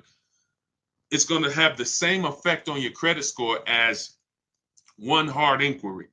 So when you go out and you find your car, you make your best deal, don't take the car. Don't say, oh, you want to take it today? No, there's a couple reasons you don't want to do that. First of all, especially if you have marginal credit. Sometimes the loan doesn't get funded. You got to bring the car back. But the real reason is if you're getting a loan, you want time to come home and shop your interest rates. That's the real reason. Put the car on hold. If you're not home already, you want to be home shopping interest rates. Or you're just going to buy the car and you'll always wonder, could I have gotten a better interest rate? It never goes away. I could ask you 3 years down the road, hey, you think you could have got a better interest rate on that? I don't know, man, probably. But when you had 10, 15, 20 banks competing, who understands that you're not going to have that thought? You're not going to have that buyer's remorse. Hey, you think you could have got a better loan? Nah, man, I had 20 banks look at my credit. No, and then I gave the dealers banks a chance to see if they could beat it. I got the best rate. You see what I'm saying?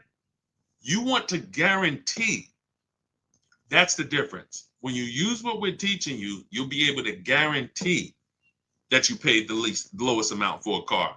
Guarantee that you got the most amount for your trade-in. Guarantee that you got the lowest interest rate on your loan. Y'all, does that make sense? Type dollar signs if that makes sense. The world that we want you to step out of is a world where you had no assurance. You couldn't post your deal like Ansley and like these people I'm showing. Milligan. Look, Milligan saved $27,000 off a vehicle. It's doesn't even seem real. $79,000 electric Mercedes EQE. She got it for $51,300. Those of you who are on Facebook and Instagram, YouTube, you can see it. These deals don't come by accident. None of these people are posting their deals by accident. These come through strategy, making dealers bid, using the Cars from Home system. Cars from Home, this is where your power is, at home. This is where you make people compete, at home. You use this thing that God gave us called a computer, and you use it for your advantage. And you're gonna be blown away by how empowered you are when you actually start shopping for cars the way you shop for these other things in life. You use the internet to shop for everything else, but when it comes to cars, you're not using it effectively. You haven't been taught how to shop for cars effectively using the internet. And that's all we do.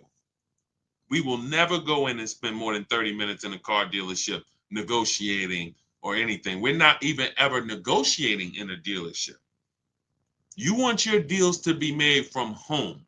Whenever you're negotiating in a dealership, you're putting yourself in a position where someone can waste your time. You can't see the market. You can't get competitor offers. Nothing good happens in the dealership. All right, so that's the process we use, the bank bidding war process. Every other process to get your car loan is going to lead to buyer's remorse. It's always going to lead to, did I do the best I could have? When you get the bids, soon as you get my book, you get a blueprint called the Bank Bidding War Blueprint. I haven't combined it into my book yet, but for those of you who are getting you're financing your next car, it could be a used car, it could be a new car. But for those of you who are going to be financing, you want to use the Bank Bidding War. That's going to be your only way to guarantee that you got the lowest loan in the market and you paid the lowest interest in the market. Okay, so all of this is in my new digital book, Cars from Home. For those who just jumped on, it's a digital book, so it could be in your inbox in literally 3 minutes. It's normally $97. Part of my welcome offer, you can get your copy for $24, but it's only for 30 minutes. You got to get to my TikTok bio, the Instagram bio, the YouTube comments, or the Facebook comments. Click those links. You'll see as soon as you click, has Get Deshone's new book, 75% off. As long as that timer hasn't hit 0, you got yours for $24.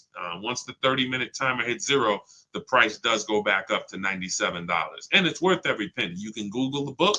You can read about it on Goodreads. You can see all the people who've reviewed it. But as part of my welcome offer, I would like you to, $24 is better than 97.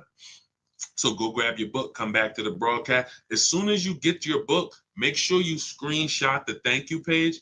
That has my support team's email.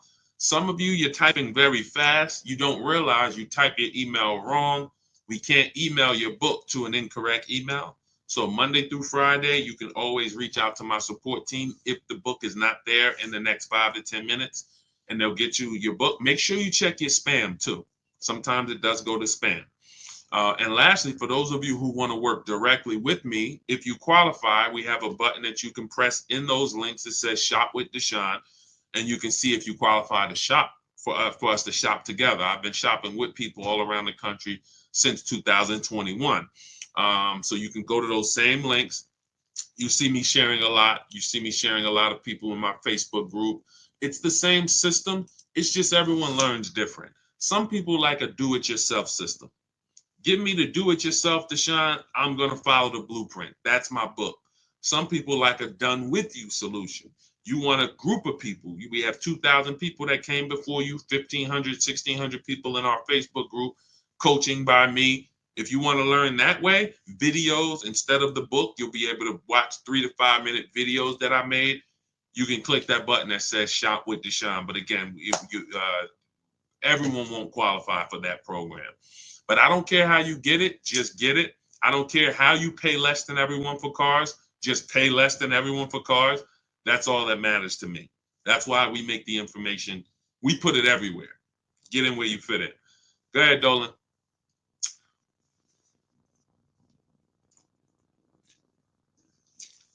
What about buying a car with an active bankruptcy? As far as I know, I'm not an expert on credit, but as far as I know, you're going to have to wait for the bankruptcy to be discharged. And once you're cleared to go buy something, I've seen more people end up at a 700 credit score after less than a year out of a bankruptcy. I've seen a lot of people get to work. You should follow somebody by the name of Shonda Martin. Shonda, Shonda Martin. Her pages are Road to 750 Plus. She's all over YouTube, Facebook, Instagram, TikTok. Road to 750 Plus. And what she does is she gives these insiders. She's just like me, except with credit, because she has the tools you'll need to get yourself to a great credit score fresh out of this bankruptcy. But I have seen people who came out of bankruptcy and they had a 700 score like within a year. If you're doing the right things, you can literally rebuild your score to a 700 very quickly. But I wouldn't know how to. If you didn't need a car before then, I would hold off. I would get an inexpensive car. Excuse me. I try to find something on Facebook Marketplace, $1,500 to $2,500 until I could get my credit to where. See, if you don't have the credit right now, most people are going out to flex, and they shouldn't be going out to flex. They should be setting themselves up. In my book, I teach a strategy for you. Got to know, are you keeping your car long term or not? If I'm keeping my car 8 to 10 years, but I have bad credit, that's not a hard fix. I got to get a great price on the car, and then I'm going to refinance the loan. Now that's easier said than done. That's why we have a book about it. You have to get a great price on the car, because oftentimes people with bad credit, they're taxing you on the car and the loan. You're overpaying for the car and the loan. And so, if you're there's nothing wrong with overpaying for the loan because you don't have good credit, but you need to get a great price on the car. And I know you may have not been taught to separate these things. Another thing we do with the Cars from Home system that we teach is we separate our transaction. Who you buy your car from, that's different than who you're going to get your loan from. That's different than who you're going to sell your old car to. Some of you, who's given a dealership 3 transactions? You bought a car from them, got a loan, traded your car in. Type me. If you've ever bought a car from a dealership, they got you the loan, and you traded your car into them, type me. Dush's, I see you on Instagram. It's in my Instagram bio. Click the link that's in my Instagram bio. There's a website there. Click that link. Come on, everybody, lock in. Lock in. I forget. Now I forgot the question that I just asked. See, sometimes I get to read in comments and then I forget the questions that I asked. What's up, Hi Taylor?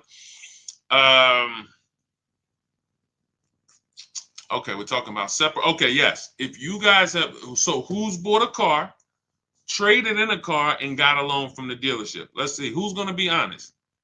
Sometimes people don't like to be honest because they think we're going to talk about them here. But we're using you for a real example. If you're here, you could deal with the bad news because that's what I am first. Nobody's going to get to the good news coming through this page without getting the bad news first. That's just what we do here. I got to tell you the mistakes you've been making, not shopping around. I got to tell you the mistakes you've been making, not leasing, not separating your loan, not separating the loan from who you buy the car from. So every single time you buy a car from a dealership and get a loan and you trade your car, that's 3 transactions. That's 3 different transactions that you just did with that dealer. You bought a car from them. You got a loan from them. See, there's people in the loan business, they don't sell cars. Think about that. There are people that are in the loan business, they do not sell cars. All they do is sell money. They don't have a car to sell you. They just want to give you a loan. Don't you think you should give them an opportunity? Yes or yes? Come on, stay by your keyboards. I know the people that are getting the most out of what we do here because you're always the most active. Some of you can't always type, but some of you who are active, I know you get the most out of what we do here.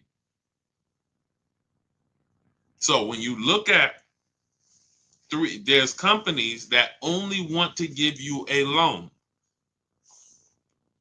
We need to get their offers. Now, the third transaction is for those of you who've traded in a car. You've traded in a car. We don't trade because when you trade, you can't get bids. We get bids. We don't trade cars. We like to get our car on the market, on the online market, see companies like CarMax, Driveway, Carvana, AutoNation, Car Guru. These companies will write a check for our car, cut us a check the same day. So those of you who are just going into the dealer saying, hey, what will you give me for my old car? You're losing thousands of dollars. You're not putting your car on the open market where the buyers are. This isn't private party sales. This isn't Facebook Marketplace. These are companies that come, look at the car, inspect it, they go and cut a check. This is what we need to be doing. This is why we make the big money. Where's Michelle's deal? Michelle, and then you could always give the dealer a chance to match it. Where's Michelle's deal? $12,000. Look, $12,000 she was getting from Carvana. She was going to sell her car to Carvana. She ended up making a deal on her Honda Pilot, $597 a month, no money down. Look, and the dealer ended up matching the $12,000 equity. There's nothing wrong with that. Once you get the number from Carvana or Driveway or CarMax or Kelly's Blue Book Instant Cash Offer, we always give the dealer a chance to match it or beat it, but we have to come in with a number. Same thing with the bank bidding war. When we getting our loan, we always get a loan. We give the dealer a chance to beat the loan, but we have to have an offer.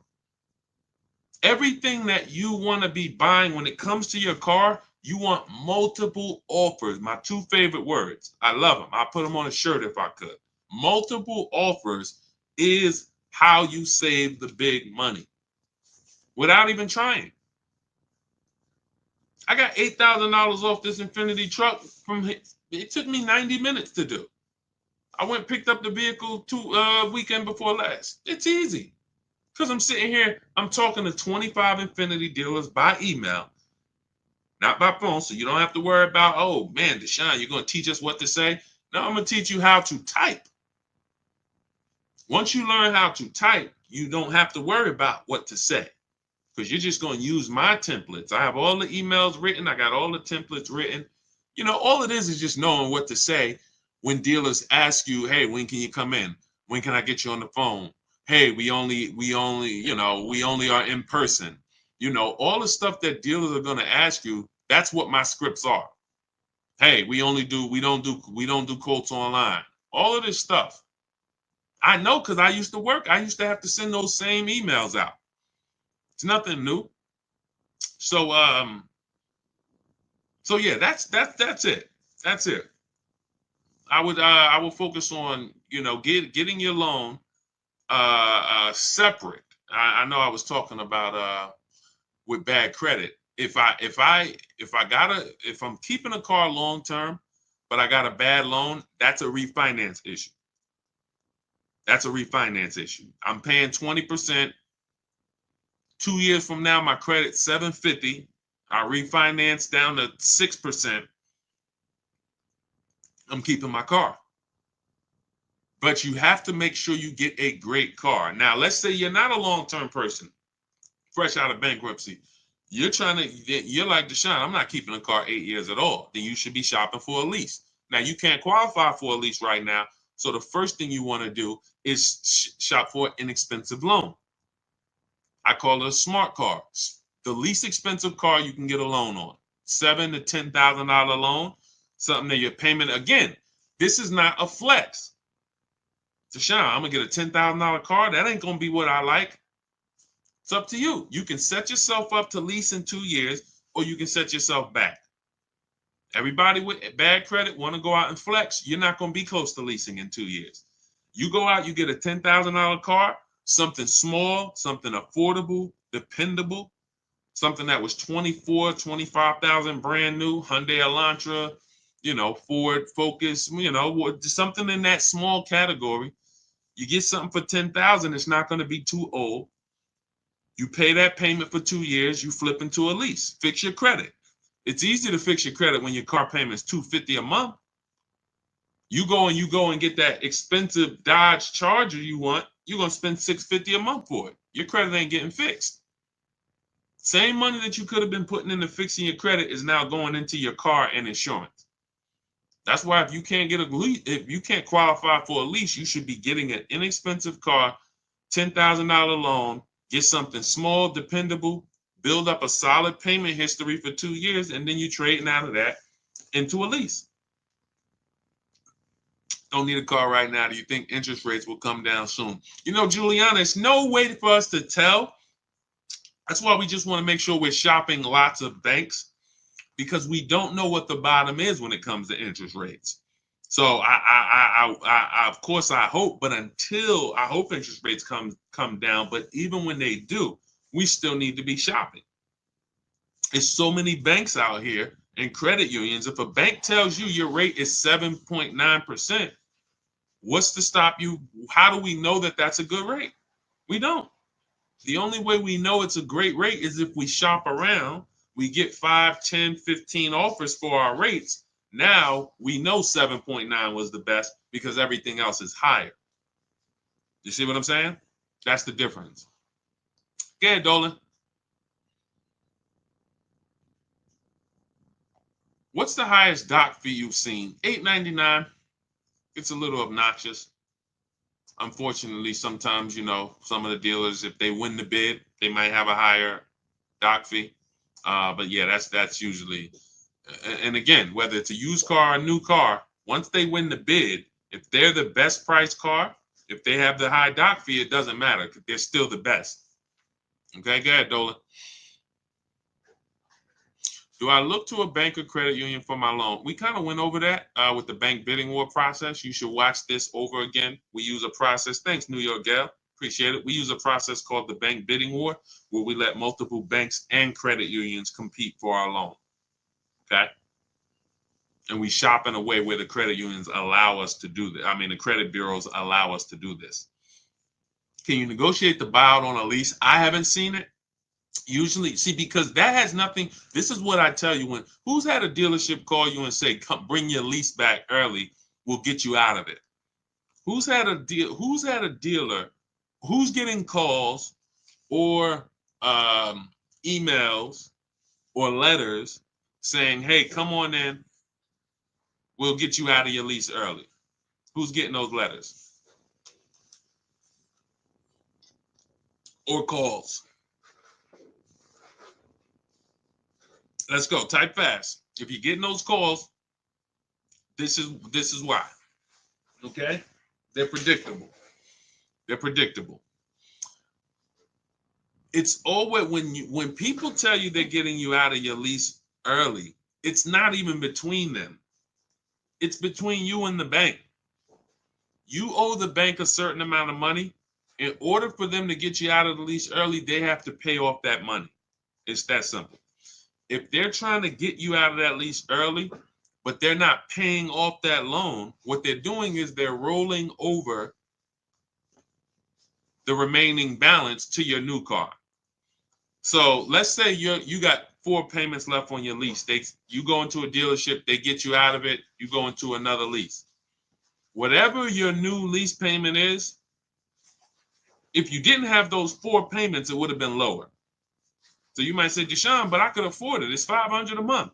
But if you didn't have those 4 payments, it would have been $425 a month. Those 4 payments are in the new car. And what they depend on is the fact you're desperate and you're not going to see those numbers and you're not going to care about it. But the fact is, when you roll out of your lease early and you say, all right, well, I got 6 payments left. I'm just going to go in and get out of this thing. That money does not disappear.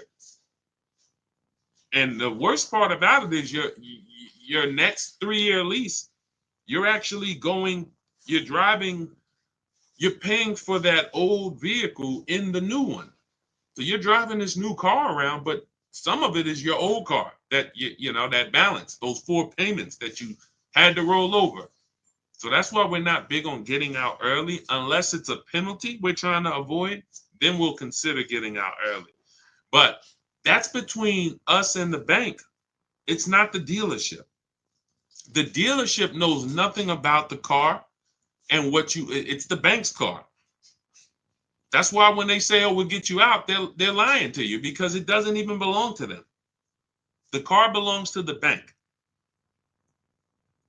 And most times, again, like I said, they just want you to come in, so they'll roll these over. That's why we do an equity assessment ourselves. Step 2 in my book. First step is we need to decide whether we're buying versus or leasing. That's the 8-year rule. It's very simple. Are you keeping the next car 8 to 10 years? Yes, you buy. No, Deshone, definitely not. Then we should be shopping for a lease. A below market lease, not a regular lease. So once you make that, second thing we do is equity assessment. What is an equity assessment? We need to find out the most money we can get for our current car or our current lease. Who didn't know you could sell a lease? Who didn't know you could sell a lease? We've been doing this for 3 years. Some of you have low mileage cars. You drive a very low mileage. You may have equity. $3,000, $4,000, $5,000. During the pandemic, we were helping people make $7,000 to $10,000 selling their leases. It was unbelievable. That's over. But there are still some people who have vehicles with high resale values and have vehicles with low miles that they're selling their leases. But this is what we do. We do an equity assessment ourselves. We don't let a dealer tell us anything. The dealer says my vehicle is worth this. No, we don't believe that. Like, what if they're lying? Oh, yeah, I didn't think about that. We do. So we need to verify what we can get. When you look and you do your own equity assessment, which I'll teach you how to do, takes 20 minutes. You get these 6 offers.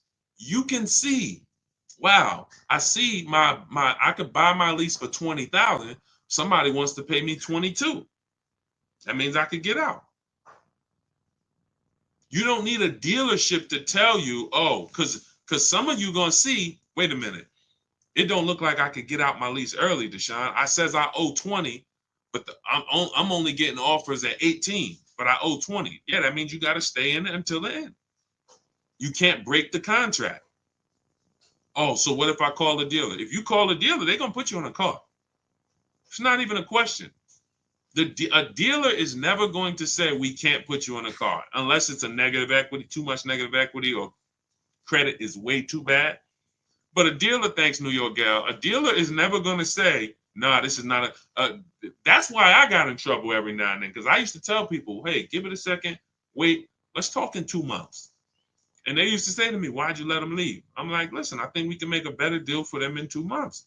Yeah, we could force something now, but why do we force it now? And that's the thing. They would rather force a deal, have you say, oh yeah, well, that's good, versus let's just wait 2 months for a much better situation. So these are the things when you're dealing with me, this is how we move. And anybody who knows me in New Jersey, they'll tell you this is the way I've been.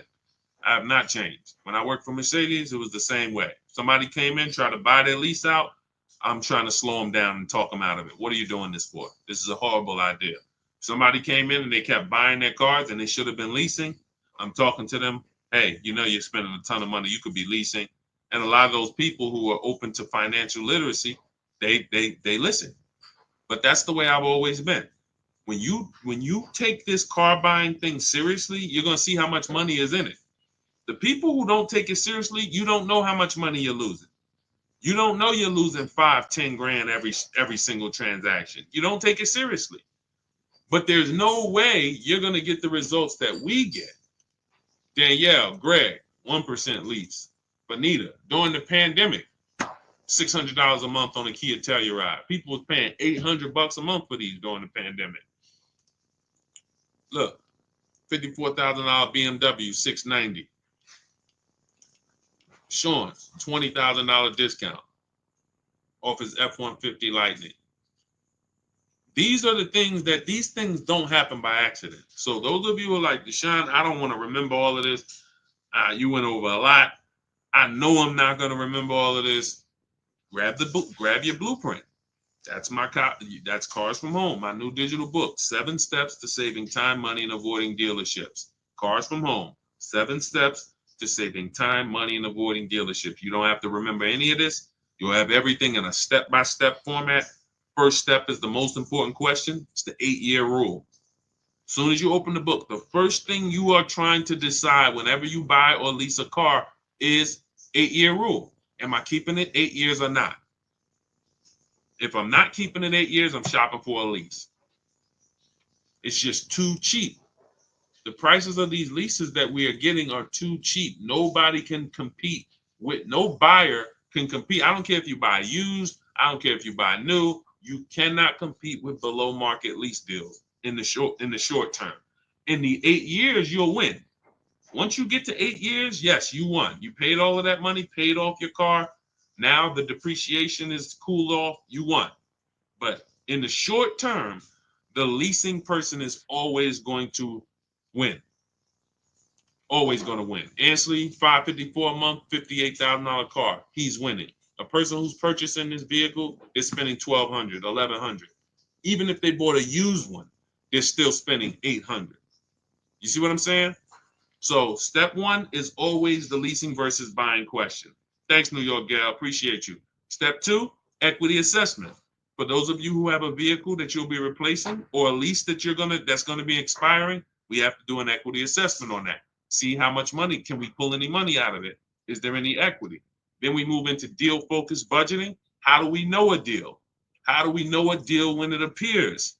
Then we move into shopping, not buying. This is when we do our test drives. This is when we decide what we want. Many of you, you're not spending enough time deciding what you want. You're letting people rush you to make a $50,000 decision. This is not what we do. Step 5, we move into the market. We start getting offers. If you're buying a used car, I'm going to show you how to use my marketplace strategy, where you see the entire market within 100, 150 miles of you, and you're going to narrow it down based on title history, service records, accident history. I'm going to show you how to get the original price of the car, We do that in a couple different ways. You need the original price so you can see what's in the car, and so you can see how much discount you're getting off the original price. This is our used car strategy. That's all in there step by step. Step 6 is paperwork. Step 7 is delivery. By the time you get to step 7 in my book, I'm congratulating you on delivery. Either they're delivering the car to you or you're about to go pick it up. That's how it is. And it's in there for leasing, purchasing, new cars, used cars, high mileage drivers. It's all in there. And you can get your copy. It's normally $97. You can get your copy for $24 as part of my welcome offer, but it's only for 30 minutes. So you can go to my TikTok bio, my Instagram bio, the YouTube comments, or the Facebook comments. I have a link there for you. Click that to activate your 75% off. And then you'll see a button that says click the book. As long as you get there before the 30 minutes, you got your copy for $24. Okay, make sure as soon as you get your book, please screenshot the thank you page so you have my support team's email. Check your junk, check your spam. If your book is not there in 5 to 10 minutes, connect with my support team Monday through Friday. They'll make sure that you get your book. And lastly, for those of you who want to shop together, you want to consider, if you want to see if you qualify for us to shop together, there's a button there for you guys too. I have been shopping with people all around the country since 2021 for the last 3 years. This is where instead of reading, you guys have access. You'll have access to videos. You have access to coaching calls with me twice a month, our private Facebook group. However you decide you want to learn, doesn't matter to me. I just want to make sure you pay less than everyone else for cars. So watch the free streams, watch the free videos, get the blueprint, join the course. It doesn't matter. Just make sure you are applying what you are learning so that when you get your cars, you're proud to send me the deals. I want you to feel proud sending me the numbers. And the only way you're going to do that is to shop the market. Okay? Confidence comes from shopping the market. Every single car you're getting, you should be getting at least 5 to 7 offers minimum. Okay? And that's what we want you to do. That's how you save the big money. My Dukes, the book is in the TikTok bio. Just click the picture of me. Go to my TikTok bio. You'll see a website there. That's where you'll get your 75% off at. Okay? Eliza, welcome. Welcome to the new followers. Thank you, everybody, for tapping in. We will be back for another stream. Everybody who got your book, enjoy it, use it, hold yourself accountable, stick with the steps, don't jump ahead. You shouldn't be at step 7 until you're picking up your new car. Okay? And for those of you who are working with me personally, I'll see you inside. I'll see you on our Facebook group. All right? God bless. Let's continue to unlearn so that we can relearn.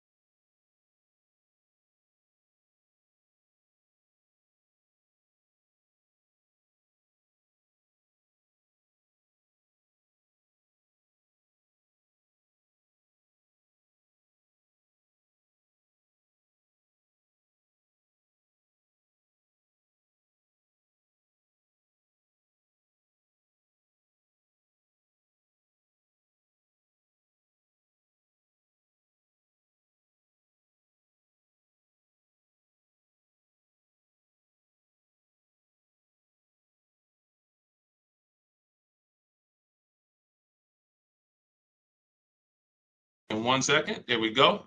All right, let's talk about how we're going to get cars for less than other people are paying them.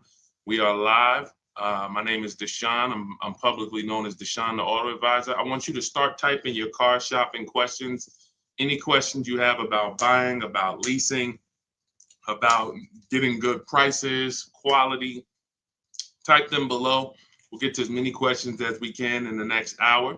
What's up, They Love Lady B? Good to see you. Welcome to the new followers. Shout out to the sharers. Everybody who shares this broadcast, thank you. We appreciate you. Start typing your questions in, and we'll get to as many as we can. I spent 14 years in the car business. For those who don't know me, I've been on the internet teaching since 2021. We've helped thousands of people around the country pay less than what everyone else is paying for cars. That's the name of the game. That's the only thing that's important. Okay. All right. I see we got a couple questions coming in from TikTok. You guys can, Dolan, you can start bringing some of these questions in. Everybody, no matter what platform you're on, type your questions. We usually like to get to questions early because the more longer we stay on, the more questions come. And now, we can't always get to your questions. So is Nissan going out of business? I haven't heard that. Let's see. I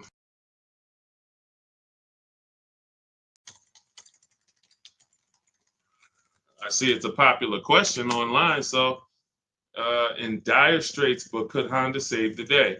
Nissan will cut 9,000 jobs worldwide, cut production capacity of 25%, and totally overhaul its product lineup. Unable to reinvent itself after disgraced former CEO Carlos Ghosn was arrested. Okay, you might be onto something here. Nissan has just announced, November 2018, announced that its profits this year will be 70% lower than expected and suffered a $60 million loss last quarter. We'll see. In addition to slashing jobs, cutting production, y'all got to get out there and buy some Nissans. But listen, it takes a lot for a manufacturer to go under. A lot of the times what they're doing is they're overproducing cars. They're just making way too many cars for the amount of sales they have, and then they end up having to subsidize and give them away, rebates, incentives, low interest financing, and they end up, I guess, netting a loss when they do this stuff. So, they're going to go down. Remember the days, who remembers you used to walk into a car dealership, it was 200 cars in the back. When I worked at Mercedes, we literally, almost every deal I worked at, whether it was GM, or whether even the Lexus deal, I worked at a Lexus dealer for a couple months, and it just always had like 200 cars. Who remembers that? I don't go into dealerships to buy cars now, so I don't know what their inventory looks like. But this is more reason why you guys need to learn how to negotiate from home and start to put dealers against each other, because they are going to use this against you. When you walk into that dealership, they're going to use the fact that production is low. That's why when we're home, we're talking to 25 dealers. It doesn't matter what one dealer says. So no matter what dealers go out of business, no matter what, the name of the game is staying home, putting dealers against each other so that you pay the best price. I don't care about anything else. I don't care if it's 20 dealers in the country or 2,000. I'm calling the 20. We're putting them against each other, and we're going to find out which of the 20 is going to sell the car for the lowest price. That's the name of the game. Nothing else matters.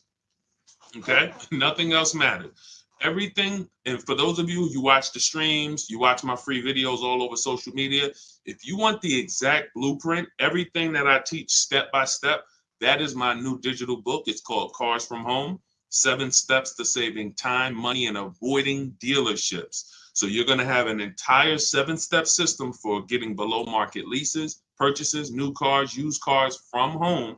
You're doing 90% of the work from home. We only need to be in dealers to test drive. We only need to be in dealers to pick up. We are not negotiating from the deal inside the dealership. So if you want the exact blueprint, that's my new book. You can see it's rated very high online. Thank you to everyone who's reviewed the book. You can get a copy. It's normally $97, but as part of my welcome offer, for 30 minutes, you can get a copy for 75% off, which is $24. So go to my TikTok bio, my Instagram bio, the YouTube comments or the Facebook comments, click those links, and then grab your book at 75% off. And you'll just have everything I teach step by step for putting these dealers and banks against each other. Okay, go ahead, Dolan, shoot the next question up. Keep typing your questions, everybody. Let's get to as many as we can. What's up, Wilfredo? Stephen May, good to see you. See the people checking in on TikTok. Is it better to buy used than new? It's two things. Affordability. Can you get everything you want in a new car, everything you need in a new car, and be under your budget? If so, then you have the option of getting a new one or a used one. You could afford both. Some people can't. Some people say, I need a 3-row SUV. I want it to have leather, remote start, navigation. I want it to be in a luxury class. And I can't get all of that. I can't get everything I want in a new vehicle for my budget. And they end up buying pre-owned. But if you could afford both, then it's really a matter of your values. Do you want, so you guys know, how many years do I teach? Let's see. Listen, everybody go to your keyboards. I want to know how many new people we have on here. If this is your first time on the stream with us, type the number 1. Type the number 1. Okay, Monty said 8. You know the question I'm about to ask the next time, Monty. It's not fair. That's not the question that I'm asking. I'm asking who's new. Ernest, welcome. Shout out to all the new people. Everybody who's new, who's typing a 1. If this is your first time on a car shopping stream with us, type a number 1. Type 1. Rolito, good to see you. Erasmo. I'm sorry, I probably butchered your name. Forgive me. Carmen, welcome. So we have some principles here. Veronica Brown, good to see you, that you might not be familiar with. And one of them is something we call the 8-year rule. The 8-year rule says if you're not buying cars to keep 8 years, you should not be buying cars. You should be shopping for a lease. You're going to pay a lot less as long as you know how to get good lease deals, structure them correctly. So if you are buying your vehicle, then I'm assuming you're keeping it 8 to 10 years. So some of you might say, well, I only buy a new car every 10 years, Deshone. I'm gonna just buy a new one because I don't want to buy it used. That's fine. So this is not the question of new or pre-owned comes down to 2 things: budget and then values. If you could afford both, then ask yourself, do you want to get a great deal on a brand new one, save all the money you can on a brand new one, or do you want to knock 20, 30, 40% off the price, shop for a pre-owned? You're not going to get the latest. You're not going to have the, full warranty, but you will knock 20, 30, 40% off the price. That's a matter of values. Okay? There's no right or wrong there. Okay? Go ahead, Dolan. Let's go, everybody. Keep typing your questions. This is Car Shopping Questions and Answers. I'm your host. I'm known as Deshone, the Auto Advisor. I spent 14 years in the car business, and for the last 3-4 years, I've been online teaching people how to pay less than everyone else for cars, new cars, used cars, and leases. And we do 90% to sometimes 100% of our deals from home. That's why our entire system is called Cars from Home. All right, bad credit. Can I still get a car? I have a full-time job. It's my student loans messing me up. Sure. You just need, so first thing you want to do is separate your transactions. What does that mean? Anytime you buy a car from a dealership, you've done business with them. That's a transaction. Anytime you get a loan from a dealership, that's a transaction. And anytime you sell your old vehicle back to them, you call that trading, but you're actually selling the vehicle back to them. That's a transaction. So in order for you to get a great deal, the first thing you're going to have to do is start separating the parts of your transaction. So we separate those 3. Who we buy our car from is different than who we get our loan from. That's different than who we sell our car to. Because if you trade your car into a dealership, they give you $10,000. But you could have sold it to Driveway for $12,000, then you lost. Is that a loss? Can we all agree? Can we all agree before we move forward? This person's asking, they said they have bad credit. They want to know if they can get a job. If you could have sold your car to a buyer like Driveway for $12,000, but yet you took, lock in, y'all. Come on, y'all know the people who get the most out of what we do here are on their keyboard. They're not eating cereal and watching a bunch of stuff while they're trying to listen to me in the background. You're not going to save thousands of dollars on cars being distracted. So when you going back to the separating of the transactions, if you don't separate your transactions, you can't make sure you got a great deal on each one of them. Hit the like button if y'all understand that. You need to get a great deal on your old car. That means whoever, if there's buyers out there, you need to get the most money for your old car. If you don't get the most money for your old car, you didn't get a great deal because you left some money on the table. If you could have got a 4% interest rate or a 5% interest rate, but you're paying a 6% interest rate or an 8% interest rate, you didn't get a great deal. Hit the like button if y'all understand that. This is okay, I got a great deal on this Honda that I bought. The dealer took off a bunch of money. It was the best offer, but on my loan, I should be paying 5%, but I'm paying 7.9% because I didn't shop around for my loan. I didn't get a great deal. I got a great price on the car. So this is the name of the game. Looking at each part of my transaction, I'm getting a loan. How do I make sure I'm getting the best loan? I need to get bids. You're going to get familiar with that word the more you hang around here. Bids. Bids. See, somebody's asking, 2017 Audi A4, 8.2% APR. Is that good? The only way, see, that's a buyer's remorse question. Unfortunately, and this comes from mixing transactions. If we had shopped for our loan separate, you bought your Audi A4, got a great deal on it, put it on hold. Don't take it home the same day. Who knows, the dealers love to get you. When we sold cars, we wanted you to take it the same day because we didn't want you to change your mind. But at the end of the day, there's some downfalls to you taking a car the same day. You can't shop around for your interest rate. So now you're out here paying 8.24%. How do we know you couldn't have got 6.9? How do we know you couldn't have got 5.9, 7.1? How do we know that? Did you see enough offers for you to know that?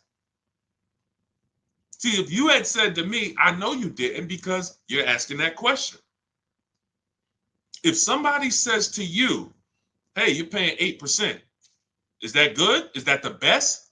Now, if you say, well, look, I had 8 credit unions, 8 banks, and all the dealers' banks try to compete, 8% was the best.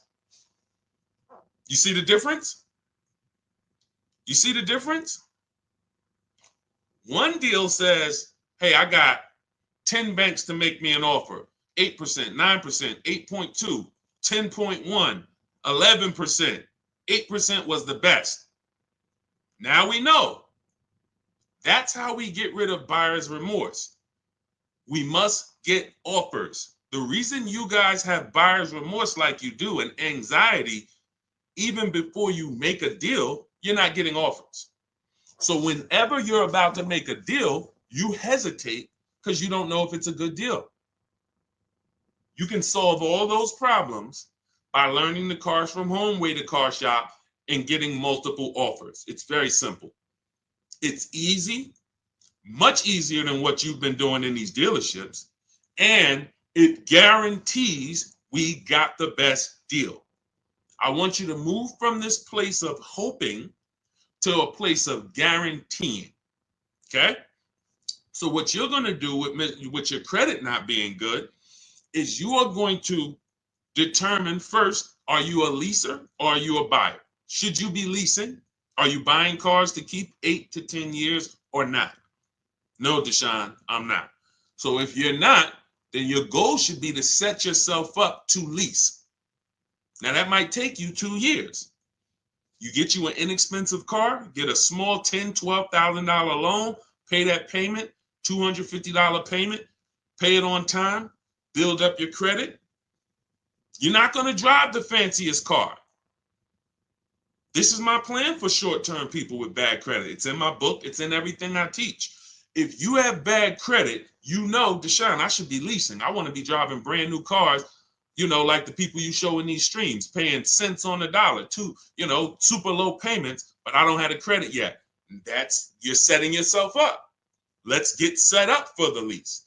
And if you're a person with bad credit and you are going to keep the car 8 to 10 years, then you got to make sure you got a great car. Find yourself a great car. You can use our system, new car, used car. Once you find that, you use an independent lender. I have some I recommend in my book. And now, LendBuzz is one of them. LendBuzz is a solid company. You're going to pay higher interest because your credit's not good. But in 18 months or a year or 2 years, when you fix your credit, now you refinance. So 2 plans for people with bad credit. One of them is short term, small car, flip out of it into a lease in 2 years, drive something you don't like for 2 years, pay it on time, fix your credit, be responsible, invest in your credit so that you can go out here and make power moves, and then you move into a lease. The second plan is for the long-term person with bad credit, 8-10 years. Fix your buy your car, get a great deal on it. You're going to pay 18%, 20%, 25% interest, whatever it is, and then you're going to fix your credit and refinance. Simple. Simple. These are the plans. Okay? All of this is in my book. For those of you who like Deshone, there's no way I'm going to remember all of this. You can grab my book. That's the blueprint to everything I teach. It's called Cars from Home, 7 Steps to Saving Time, Money, and Avoiding Dealerships. It's already 5-star rated. You can Google it, and you can get a copy for $97. But if you get there, as part of my welcome offer, you get it for $24, 75% off. So it's normally $97, but you can get yours in my TikTok bio, my Instagram bio, the YouTube comments, and the Facebook comments for $24 for the next 30 minutes. And it'll be in your inbox. You'll have the entire bad credit plan from start to finish to set yourself up. Okay, so use that 75% off link in the comments or in my bios. But it's a digital book. So as soon as you pay, on that page is the link to open your book. I also email you a copy. Make sure you have my support team's email because some of you type your email wrong. All right, let's go. Let's go. Go grab your book. Come on back to the stream. And that's just those of you who don't want to bother remembering all of this stuff. You're not taking notes. Our price is going to be low. Wagoneer with such back orders. I don't care about any. If I'm shopping for a Wagoneer. Oh wait, Dolan. What question are we doing? Okay, this is Gangrene Jets. Our price is going to be low. Wagoneer with such back orders. First of all, if I'm shopping for a Wagoneer, my only objective is to connect with 25 dealers. I have a strategy in my book. I'll show you how to do it in 20 minutes. I want to get 5 to 7 offers, and I'm going to see who's going to sell me the vehicle at the lowest price. It's very simple. All of that other stuff is defensive, and you can't control it. I don't care about one dealer's back orders. I don't care if I went to 2 dealers and they told me it's back orders. I want to talk to 25. Whenever we're shopping for a new car or a lease, we are speaking online by email through to 25 dealers. I already have the scripts for you. Now you could do this yourself. You want to pick up the phone and call around? That's fine. The reason why you must do this is because you're going to see that out of 10 Jeep dealers, 8 of them are overpriced. Their best deal is never going to be the lowest deal in the market. They're not going to go below a certain amount. They would rather sell the car to somebody else. So they'll take whatever they're buying. When they look at you, who's had a car salesman look at them and say, hey, Michelle, hey, this is my best deal. This is our best deal we can do. Coffee head. What's going on? Shout out to the people checking in on TikTok. Who's had a dealer look at them and say, this is my best deal? And you sit there and you wonder, are they telling the truth or not, right? Here's how we know. And in fact, there's no way to know, but here's what we do. We have other dealers' best offers too. Very important. This dealer's best offer is different than another Jeep dealer's best offer. It's similar. I've been using this analogy lately about an item in a supermarket. You walk into you get some spaghetti sauce, $6.99. It's not on sale. You go to another store, right? That same spaghetti sauce, identical spaghetti sauce, is $4.99. You go into another supermarket, right? Same exact product is on sale for $2.99, right? If you get that, hit the like button. If you get that and you're on TikTok, double tap the screen. See, if I can get that principle to lock in, because there's still people that don't know, dealers sell cars for different prices. There's still dealers that say, oh, I mean, there's still people that say, you might be one of them. Man, I went to Nissan. They gave me an offer, man. Nissan is expensive. No, that Nissan deal is expensive. Come on, y'all. I don't see enough dollar signs up. Let me know. Or if you are getting this, hit the like button, type dollar signs if you're getting what I'm telling you. You have to see cars as cookie cutter. Dealers want you to fall in love with one car. Look at this black Honda Accord. Oh, it's this nice black Honda Accord at the dealership up the street. There's 1,000 of them. When you start seeing, wait, this same black Honda Accord that you have, there's tons of other dealers that have it. Now you're on your way to start saving money. Now you're on your way to start saving money. You're not going to save the money you're not going to save the big money on any car thinking this is one of a kind. It's just not going to happen because they've gotten you to think that we're the only ones who have this car. There's not a lot of them out there. There's only 2 out there. This might be the only one. That's what they want you thinking. You're not going to shop competitors and you're going to pay whatever they tell you to pay. Not realizing that their competitors would sell you that same exact car for $3,000 less. Let me show you the difference in offers so you can get an idea of how big of a difference there are between great offers and bad offers. So let's look at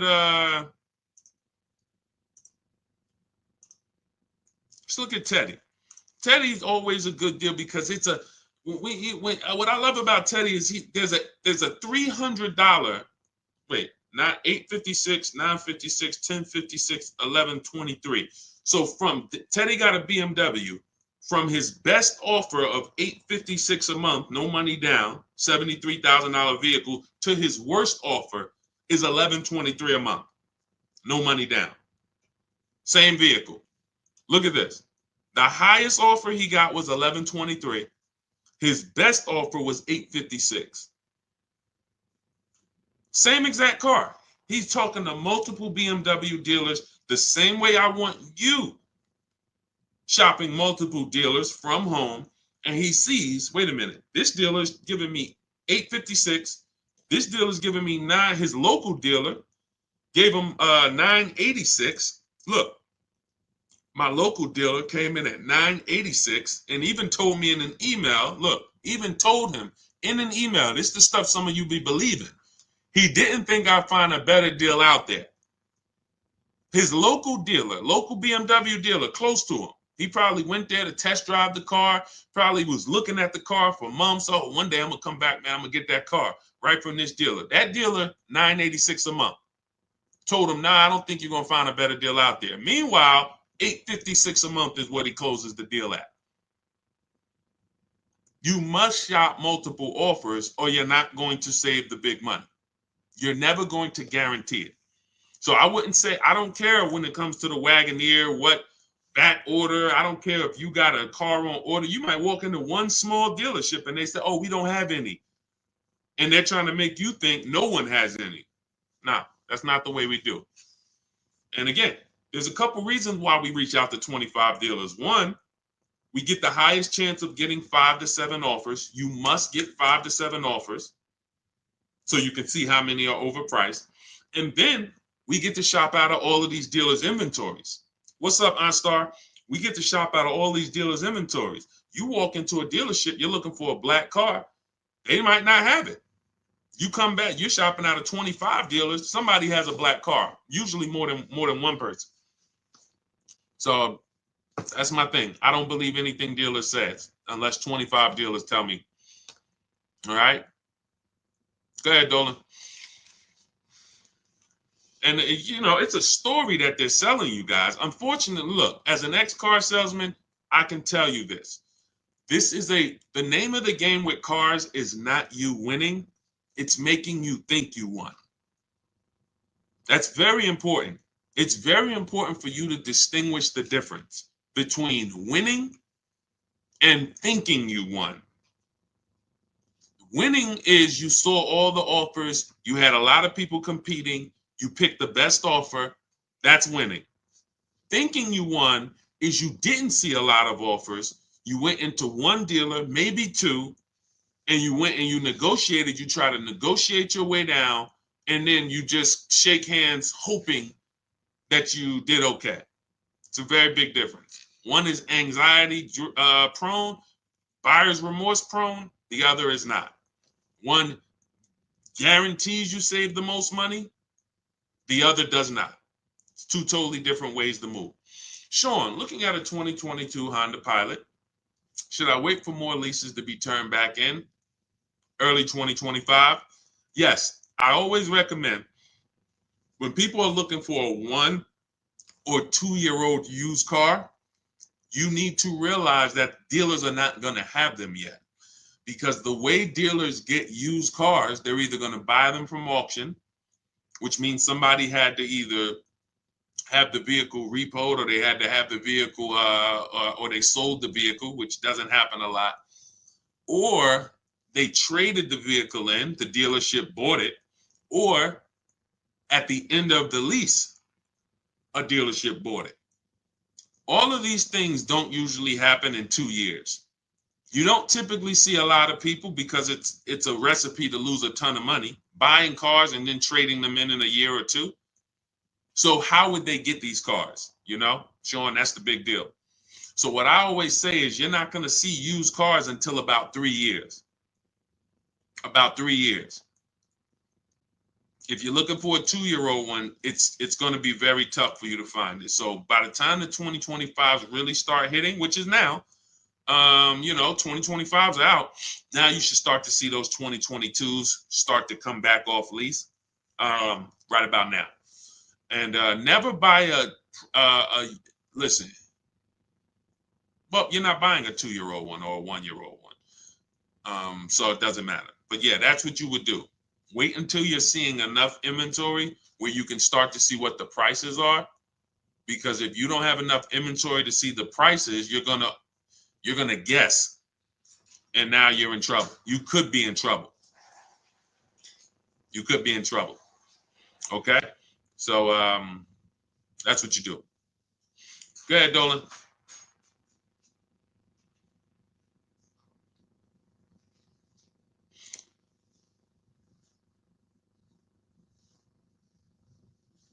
Hey, with New Year's cars coming in, how much can I expect the dealer to drop on previous years? It's different for every car. I'm going to show you a variety of discounts, and you don't want to guess. You do not want to guess, because you are going to lose. Like, take somebody, let's look at Tiffany. So I'm going to take somebody like Tiffany. Tiffany she used my book. She's using what you would learn. You have my book. You can use our systems to create this bidding process. She got $6,500 off. You can see right here, a $44,000 Mazda CX-90. $6,500 off. Now she got multiple offers. So who has this car? Some of you may have this car. And you're like, Deshone, I didn't get $6,500 off though. This is why we got to change the way we're shopping. So she got $6,500 off. That's on this car. Now, somebody like Sean, he gets $20,000 off on an F-150 Lightning. Somebody like Milligan, she gets $27,000 off with the rebates and discounts on her Mercedes EQE. As you said, you saw Teddy, who I showed a little while ago. He said that his best deal, from his best deal to his worst deal, was $856 a month, all the way up to like $1129. So you have no idea how much the dealer who's going to win your business is going to take off. because you don't know what rebates are on the vehicle. You don't know what incentives they've given them. You don't know anything. Who cares? You come in and asking for the invoice price. If any of these people had paid invoice price that I just showed you, they'd be thousands of dollars poorer. If Tiffany, instead of 6,500 off, she just took the invoice price, she would have just paid like 4,000 more. If instead of 20,000 off, Sean would have took the invoice price, he's going to pay 17,000 more for his truck. So here's what I know about negotiators. This is why I say you negotiators, you don't really get good deals. I know you. I used to be a negotiator for a living. Here's why I tell you, you guys don't get good deals. You think you do. You don't know where the bottom is. And you go into a dealership and you are trying to feel for the bottom, not realizing that if you're dealing with what we call an 80% dealer, which is no matter how much they discount, they're never going below a certain amount, then you can't get them down. Once they say that's my best deal, that's my best deal, you take the deal, not realizing that a dealer that's 45 minutes away would have beat that deal by $5,000, $3,000. This is how it works. This is how it works. You cannot go in looking to feel for the bottom on a car. You don't know, you don't have access to any of the information to know what dealers truly own the car for and how much incentives and rebates they have. So what do? You get bids. It's very simple. You just get bids. See, what you want is you want a magic pill. You want, okay, every single car that's a Range Rover Sport, you should save $6,200 from that. Go get it. Oh, that's a Mazda CX-90. You should save $7,100 from that. That's a BMW X5. You should save $10,000 off that. That's what and that would prevent you from having to do the work. That's not what happens. That's not a reality. It's not a possibility. Even if, like I just got an Infiniti. We got an Infiniti truck. We leased it a couple weeks ago. $499 a month, $1,200 out of pocket, $54,000 vehicle, beautiful vehicle, QX60 Lux. They took off $8,000. They took off $8,000. I didn't go into the dealership to get that $8,000 off. I stayed right here, spoke to multiple Infiniti dealers. They all competed. Some of them took off $3,000. Some of them took off $5,000. Some of them took off $6,000. One of them took off $8,000. I sat right here while people were competing. See, they've got you begging for deals. Unfortunately, you're spending 5 figures, 50,000, 70,000, some of you, 100,000, some of you, and you're begging for people to give you a deal and buy. And that's not. You start shopping the way we want you to shop. Embrace what I'm trying to tell you. Use my 7 steps. You'll be empowered, and you can shop from home. You'll have people competing for you. You'll start feeling like you're the prize, which is what you should when you're spending this much money. So there is no estimate. There is no, I think you should save about 10 grand. If Milligan would have started shopping for her Mercedes and she would have been like, well, I'm getting a $79,000 Mercedes. I got it up on the screen because everything I say, I like to prove it. $79,000 Mercedes. Now you look and you say, all right, she might have went in here if she was a good negotiator and she said, man, I'm looking for 10% off. I'm looking for 10% off. I'm looking for whatever. Just make up a number. She didn't know she was going to get $27,000 off. While she sat at home, this was her best offer. She had other offers. That's the best one. This is how you find the bottom for every car. New car and leases, not used cars, new cars and leases. So we do these deals all year long. I'm not concerned with a new year, not concerned with, marketing, end of the month. None of this stuff matters. That's all smoke and mirrors. Okay? All right, I don't do any contacts, Legendary. We have multiple ways that we help the public. Everything I teach is in my digital book. So for those of you who are like Deshone, I want them, give me the blueprint. I want to know everything. I'm not going to remember this. Just give me everything. See, you could go through all my free videos. I got hundreds of free videos about new cars, leases, used cars, shopping, loans, all on my pages. You're going to piece those together, get your deal. God bless you. Go do it. It's for different people though, because I'm talking to different people in those videos. If you want to plan and you're like, okay, give me the exact blueprint for me, that's my digital book, Cars from Home, 7 Steps to Saving Time, Money, and Avoiding Dealerships. It's already 5-star rated. It's normally $97, but as part of my welcome offer, you can get a copy for $24, only for 30 minutes though. In my TikTok bio, in my Instagram bio, the YouTube comments or the Facebook comments, click those links, activate your 75% off, only for 30 minutes. And then your book will be in your inbox by the time we finish this stream, because it's a digital book. So as soon as you get it, come back to the stream. Make sure as soon as you pay, screenshot the thank you page. You're going to see your book is going to be on that page. You're also going to see my support team's email. Some of you type your email in incorrectly. We can't email your book to an incorrect email. So you have my support team's email. So go get it. That's my welcome offer to you. Now, for those of you who you have a different learning style, you prefer to learn with people. You prefer to do things as a group. You rather work directly with me. We have a pro. You can go to those same links, hit shop with Deshone, see if you qualify. Everyone's not going to qualify for that program, but you can go through that. And then instead of reading, you have a visual blueprint with short videos that I've made. You'll have coaching from me. We have a private Facebook group, and you'll have everything. It's different learning style for people who like a little bit more of a group. Just hit the button that says shop with Deshone. Okay. I don't care how you get the results. I don't care how you save money on cars. You could do it my way. You could do it your way, as long as you do it. And what I find is most people just aren't doing it anyway. They're not doing it any type of way. Go ahead, Dolan. Let's try to get through more. See, we got a lot more. So let's go. How do I drive the car I want? BMW 745 without paying an outrageous monthly amount. It's very simple. Money. When it comes, all right, so when you're buying, the only way you're going to save is you got to get money off the car, because when you are buying a car, a $70,000 loan is going to be what a $70,000 loan is. Only thing is interest is going to change.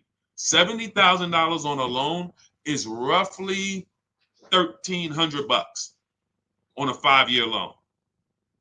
$1,300. Maybe if you take a 6-year loan, you could get it to $1,200. That is what a $70,000 loan costs. Now, you might say, well, Deshone, I can't afford $70,000. Okay, it's 2 ways. You're either going to purchase it and put money down so that your loan is not $70,000. Deshone, instead of $70,000, I put down $20,000. My loan's only $50,000. All right, you got $1,000 a month car payment. $900 a month if you take it for 6 years. And I see some of us on here, and I know what you're thinking, Deshone. My payment's lower than that. You took a longer loan, and I don't like talking about those things. I don't like to talk about people with 8-year loans on cars, or 7 even. That's like if I'm in a $1 million house, but I'm in a 50-year mortgage. Yeah, I'm living in a mansion, but my mortgage is 50 years, not 30, not 15. I stretched my way into this house. I didn't comfortably move in. I couldn't afford the mortgage for 30 years. I had to get a 50-year mortgage to live here. That's how a 7-year, 8-year, 9-year loan is. You're just paying too much for a vehicle. You're paying too long for a vehicle. And at a time where your car's paid off, you should be putting money away. You're still paying monthly payments. You should be putting money away for repairs and for upkeep. So that's how you buy. You can't change. Now, what you can do is you could look at leasing. If you're not keeping your cars 8 years, you saw Teddy's deal on his BMW. We got 2 BMW deals I'll show you. Tope got her BMW i4 eDrive, $54,000 vehicle, $690 a month. Beautiful car payment. $690 a month, $54,000 vehicle. That's a 1.3%, 1.26% lease. Beautiful. Or look at Danielle on her Audi, $44,000 vehicle, Audi A3, $550 a month. And where's Teddy on his BMW? Oh, look at Kimberly on her Maserati, $91,000 Maserati, $944 a month. That's a 1% lease. This is extreme affordability for these cars. $73,000 BMW Teddy, $856 a month. So that's the two ways. When you look at your BMW that you say you want, you cannot magically make that payment something, oh, I want to buy that $70,000 BMW. Get me the $600 a month. They'll put you in a 10-year loan. You'll roll out of it, and they'll get 15 grand out of you. How much could you put down? I could put down like 15 tops, but I got to be at like 600. No more than 7. All right, good news. We got you to you give us 15. We got you to 709 a month. Oh, for real? Can I take it today? Yep, you can take it right now. You got the 15? Yeah, I got the 15. Let me go to my bank. Now you're going and you're literally driving and you're wondering, and you're like, you're not even wondering. You don't even know how bad you did. But you're driving in a car that has a $700 a month payment that is $700 a month because you're in a 9-year loan. That's not a great deal. That's a horrible deal. That's a horrible deal. So when we look at how we're going to get these cars, you move in with strategy. You need to know, am I buying or leasing it? And that's the 8-year rule. If I'm not keeping this car 8 to 10 years, I'm not buying it. I should be shopping for a lease. I'm going to pay a lot less. I'm going to drive brand new cars. I just need to make sure I get my correct mileage and don't be like people who want to save $20 a month. So instead of getting 12,000 miles a year, they get 10. They know. Look at Jen. I teach my people when we lease. I teach my people, look, $512 a month was her Honda CRV hybrid, $40,000 vehicle, $512 a month, no money down. She got this right from home, but she had to bump it up because she needed 18,000 miles a year. She didn't go out of there at $512 a month. Look, 18,000. She bumped it up to $563 a month, $47 more a month, and she gets to drive 18,000 miles a year and enjoy her lease. You know how many people and I'm telling you, I've been in the car business since 2006. I started learning about leasing a lot. 2008, 7, 8, started seeing, you know how many people would not have took the 18,000 miles that Jen took? $47 more a month. Jen gets to drive 18,000 miles a year instead of 12. They would have here's what they do. When y'all hear these people talk about leasing, it's a bunch of stuff they don't know what they're doing. And look, I'm here to correct it. If they jump on these streams, ask their questions, we can answer them. But one of the things that I know they do, and then they blame the lease, is they'll know they drive 18,000 miles a year, but they take 12. Now that's 6,000 miles per year that they did not get that they know they needed. I have a chapter in my book. I have a little paragraph. It's not even a chapter. It's a paragraph in my book called How to Choose Your Mileage Wisely. Because this is very important to having a great lease experience, choosing your mileage wisely. So 6,000 miles per year. We only do 3-year leases. We do not do 4 years. So that's 18,000 miles that they didn't get. They're going to be penalized for that at 25 cents per mile. They're going to have a $4,500 bill coming to them. And they'll probably call the dealership and say, hey, I went over my mileage. Can you get me out of it? And the dealer, who has nothing to do with the car, it's the bank's car, will roll that penalty right into the next lease. And then they end up paying. They never get great deals. These people are never, if you're this person, I'm talking you need to change this because you're never going to get great deals. It's just not going to happen. You cannot roll penalties into your next lease and think, oh, I got a great deal, when you didn't have to roll those penalties in. You didn't. And the first thing you should have did was pick the right mileage. And then, let's stop getting out of our lease. So the point is, let's get to this. $4,500 is the penalty that's coming. Now watch this. Jen, she only raised her payment $47 a month for 36 months. That's $1,692. $1,690. I'm talking to you high mileage people who like, oh, Deshone, I drive 15,000. Can I lease? I drive 18,000. Can I lease? I drive 30,000. Can I lease? If you're not keeping your cars 8 years, you should all be leasing. It's not even a question. So $1,692 Jen pays to drive 18,000 miles per year. She pays an extra $1,692, but what she does is she avoids the $4,500 penalty. That's what, it's always cheaper to get it up front, a whole lot cheaper. So choosing your lease mileage wisely is so important. That's why, again, you see these people talking about, oh, I had a lease. Yeah, I went over the mileage and they billed me. That's your fault. I went over mileage and I bought the car and I ended up losing so much money. That's your fault. You shouldn't have bought the car. Now, don't buy a leased car because you went over mileage. Deal with the penalty. Let's make a deal. Roll with penalties in separate. Like, don't buy the car. And this is more than we could even talk about on this stream right now. But this is what we're seeing. I'm seeing people make horrible decisions. There's 17 million new cars sold a year. That number, and there's 40 million used cars sold. Half of those people buying used cars should be leasing, and they don't even know it. They don't even know it. Half of the people who are buying, spending $400, $500, $600 a month to buy a used car should be leasing, driving new cars, and they don't even know it. They're spending tons of money driving old cars, and they could be driving new cars for the same amount of money because they're not keeping them. They're not keeping them 8 to 10 years. They trading these cars in 3 and 4 and 5 years, losing tons of money. That's why we got to spend so much time on this. If I could get people to understand the leasing thing, your life is going to start to change when it comes to cars. Okay? Go ahead. Go ahead, Dolan.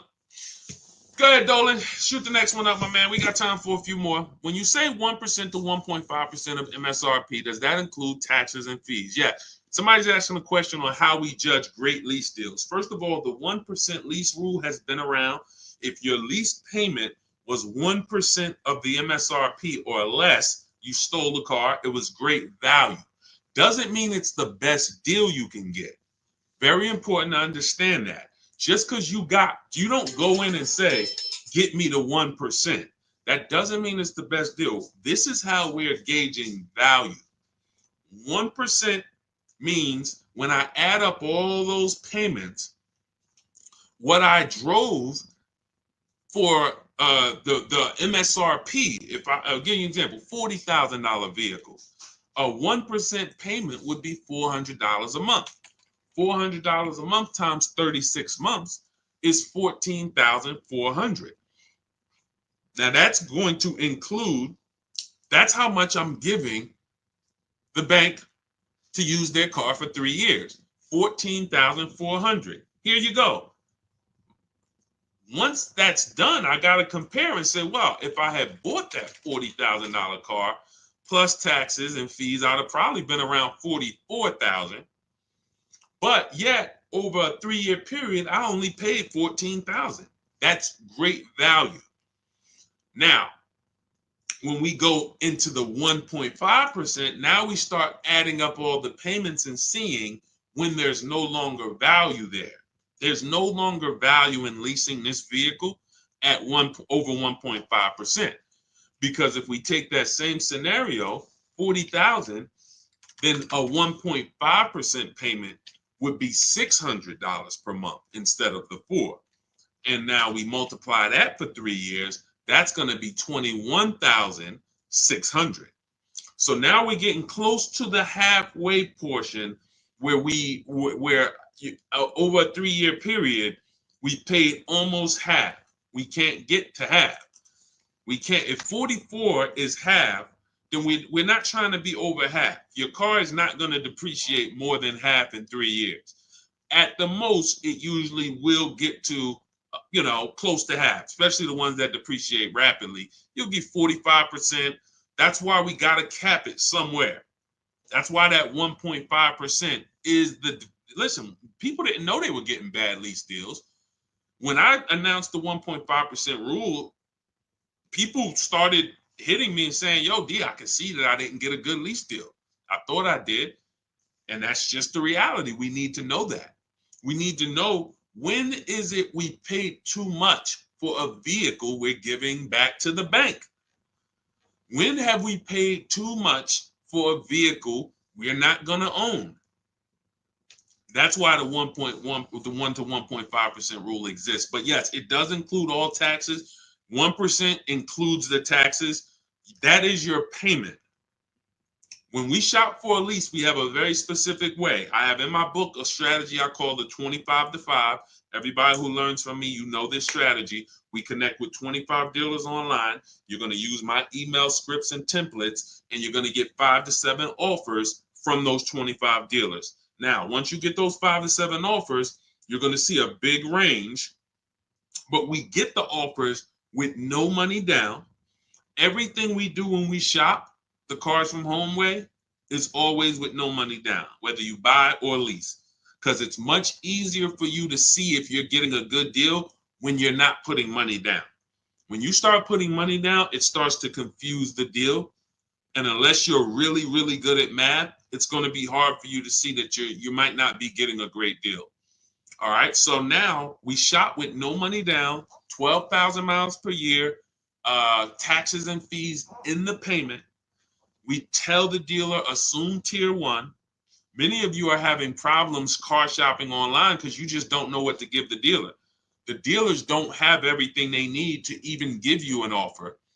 That's why we have templates where we tell them the cars we have in our household so they can see, do we qualify for any rebates? We tell them what we do for a living so they can see, do we qualify for any incentives there?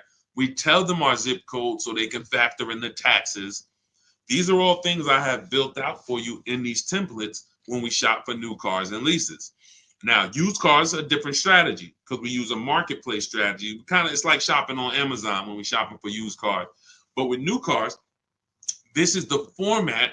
We tell people, this is how you submit your offers to me. And if they submit them differently, we tell them, please submit them in this format. Because tons of people are going to try to offer y'all leases with money down, $3,000 down, $5,000 down. We only get offers with no money down. First month's payment only, that's it. When you lease, you pay at the beginning of the month, you give them your payment, you drive off. That's all we're giving. When we are getting offers, that is how our templates are set up, and that's how we're able to screen the offers. You are having a big issue screening your offers because they're all coming in a different format. This deal is doing $2,000 now. This deal is doing $5,000 now. This deal is doing $2,289. This is why it's a formula. Part of why internet salespeople exist is to make it hard for you to shop online. They want you coming into the dealerships so that you can go and negotiate with them, and that keeps you from shopping their competition. That's what internet salespeople's job is. It's not to sell you a car online. Who's tried car shopping online lately?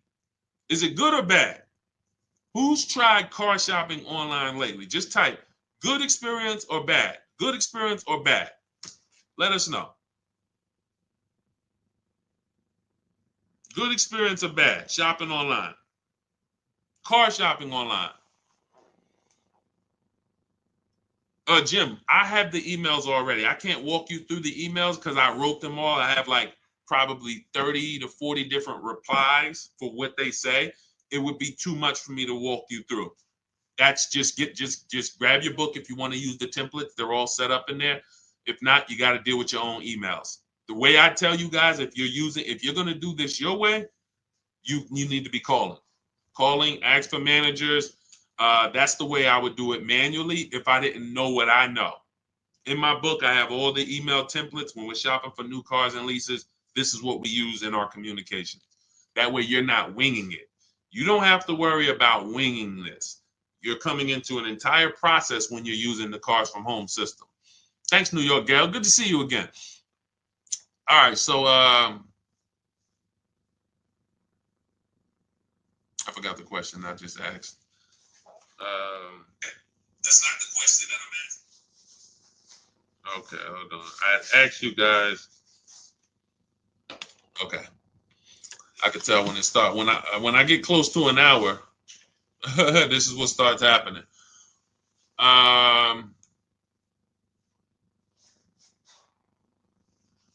Hold on one second, Dolan. I'm trying to remember what I was just. What's the point we were just making? Okay, it's fine.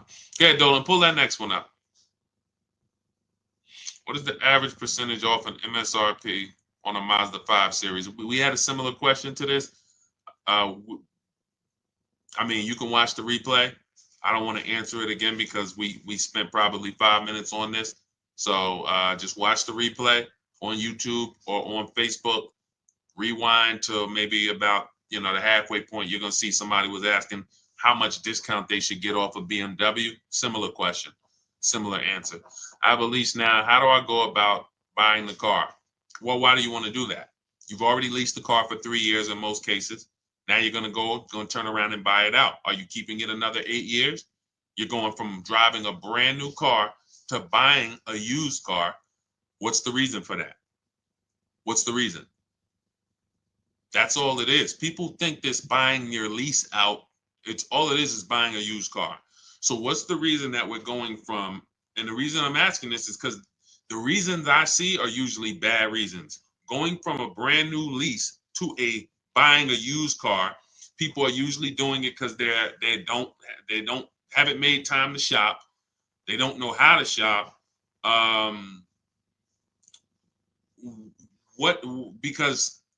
Or they got a bad lease deal. So now let's just say you got for a car, let's pull up a car. Let's look at Ansley. Let's look at Raphael. So Raphael, she got a $46,000 Jeep Grand Cherokee. She's paying $549 a month. No money down. Now, let's just say, for example, instead of her getting this $549 a month, she used our program. She uses our. This is the Cars from. Everything I show is Cars from Home people. So these are people who have unlearned the old way of shopping. They're shopping the new way from home. $549 a month. Let's just say she got a bad lease deal. She didn't know it. She's paying $800 a month. Somebody tells her, hey, listen, why are you leasing? Why don't you just buy it? She's like, well, I'm paying $800. Yeah, I probably should just buy the thing. It makes sense. Because her payment to buy is going to be similar to what she's paying on her lease. So somebody who's offering her a bad lease deal, they might talk her into buying because she's got a bad lease deal. But you're not going to talk Raphael into buying when she's paying $549 a month and she's driving a brand new Jeep Grand Cherokee. She's not buying, because as soon as you say what the payment is going to be if she wants to buy, all right, here, Raphael, I know you've been leasing, paying $549, but now if you buy the vehicle, you could actually pay $900 a month. Look, $45,000 vehicle. We know, some of you know, unless you're new here, every $5,000 is about $100 a month. So a $45,000 vehicle is about a $900 a month payment on a 5-year loan. $900. Now we look and say, all right, well, what if she buys her old one out, she buys a used car, maybe it's going to be like $25,000.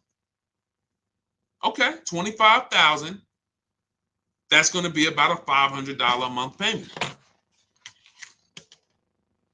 Why would she go from paying $549 for a brand new Jeep that she can drive, and if anything breaks, she just takes it to the shop, She doesn't have to worry about anything to driving a used vehicle with no warranty paying the same amount. It doesn't make any sense. To me, it does. I mean, is that what's up, El Napoleon? Welcome to the community. Shout out to the new followers. Does that make any sense? See, it's the payments. People like, yo, Deshone, what is it about this leasing thing, man? You seem to, you really rave about it. First of all, not many people know about it. People have been taught wrong, and it's costing them thousands of dollars. The reason I love leasing is because I get to drive brand new cars for cheap. It's simple. Everything else is something people are adding to this thing. My neighbor, who when he met me about a year ago, his wife had a Kia Telluride. They had bought it. Very nice vehicle during the pandemic, Kia Telluride. $45,000 vehicle, whatever. He's paying $800 a month.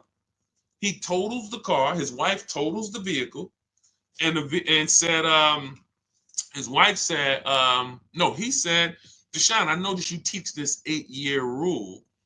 If you're not keeping the car 8 or more years, you should be shopping for a lease. I said, that's right. He said, so I'm not going to keep it. I said, okay. He said, all right, so I'm going to shop for my lease. I said, cool. He gets a lease on a Kia Telluride, $479 a month. A brand new 2024, $479 a month. He was just paying $800. Do you think he needs anybody to tell him about leasing versus buying anymore? He just had the same exact vehicle in his driveway, taking $800 a month from his bank account, flipped to a lease, put no money down, and is paying $479 a month for the new version. You're just stuck. You got to get a great lease deal. You got to make sure your lease is correct. And again, if you're somebody who you keep in cars 8 to 10 years, this is not for you. But it might be for your daughter.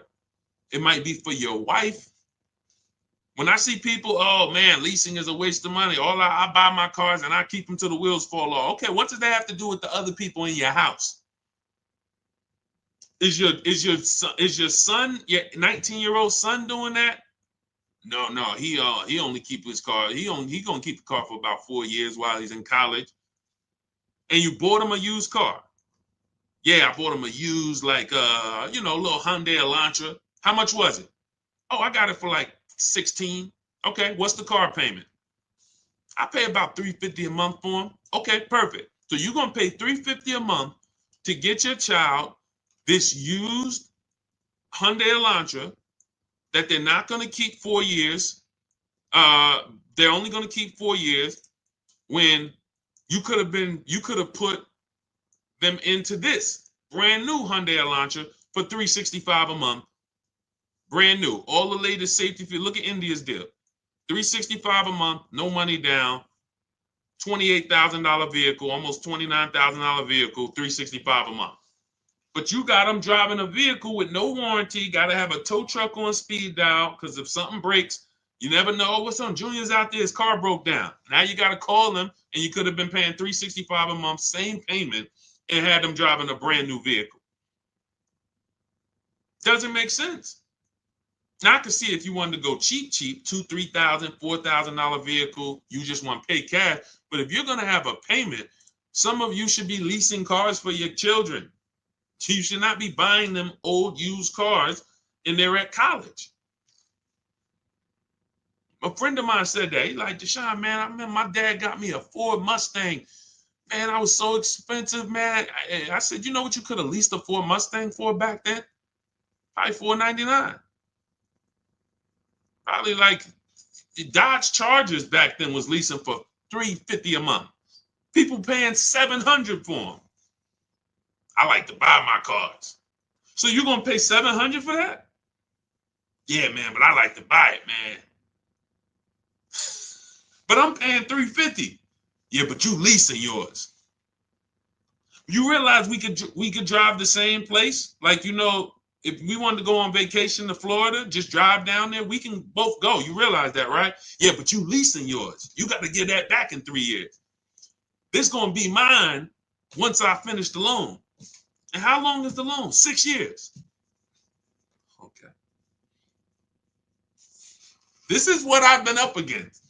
And if this is you, just understand that's why I'm here. And this is why I laugh about it, because I'm like, sometimes people are not listening to financial, to just, this is not up for opinion. If I could drive a brand new car for less money, a lot less money, why would I be buying? Do you have to put money down the lease? Margaret, look at all of these lease deals. Margaret just asked, do you have to put money down the lease? It's a great question. All the lease deals, when you do it our way, the Cars from Home way, we are submitting our offers. We're submitting our emails to dealers, and we're telling them, submit offers to us with no money down. We must get at least 5 offers, or we're not going to get these prices. You must get at least 5. You're not going to walk into one dealer, 2 dealers, and get these prices. We get them from home. That's why our system is called Cars from Home. Now look at Danielle. Audi, $550 a month, first payment down. That's all she gave him. $550, drove off.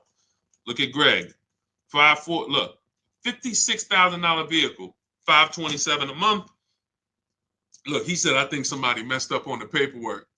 No other dealer came close. Multiple offers. $600 a month for Bonita. This was back during the pandemic when people were paying $800 a month for Kia Telluride leases. She got hers for $600. That was back in December 2022. I remember people paying $10,000 over sticker for Kia Tellurides. It was crazy. No money down. This is Taupe, $690 a month on her BMW. No money down. This is Charles on his Palisade lease, $49,000 vehicle, $597 a month.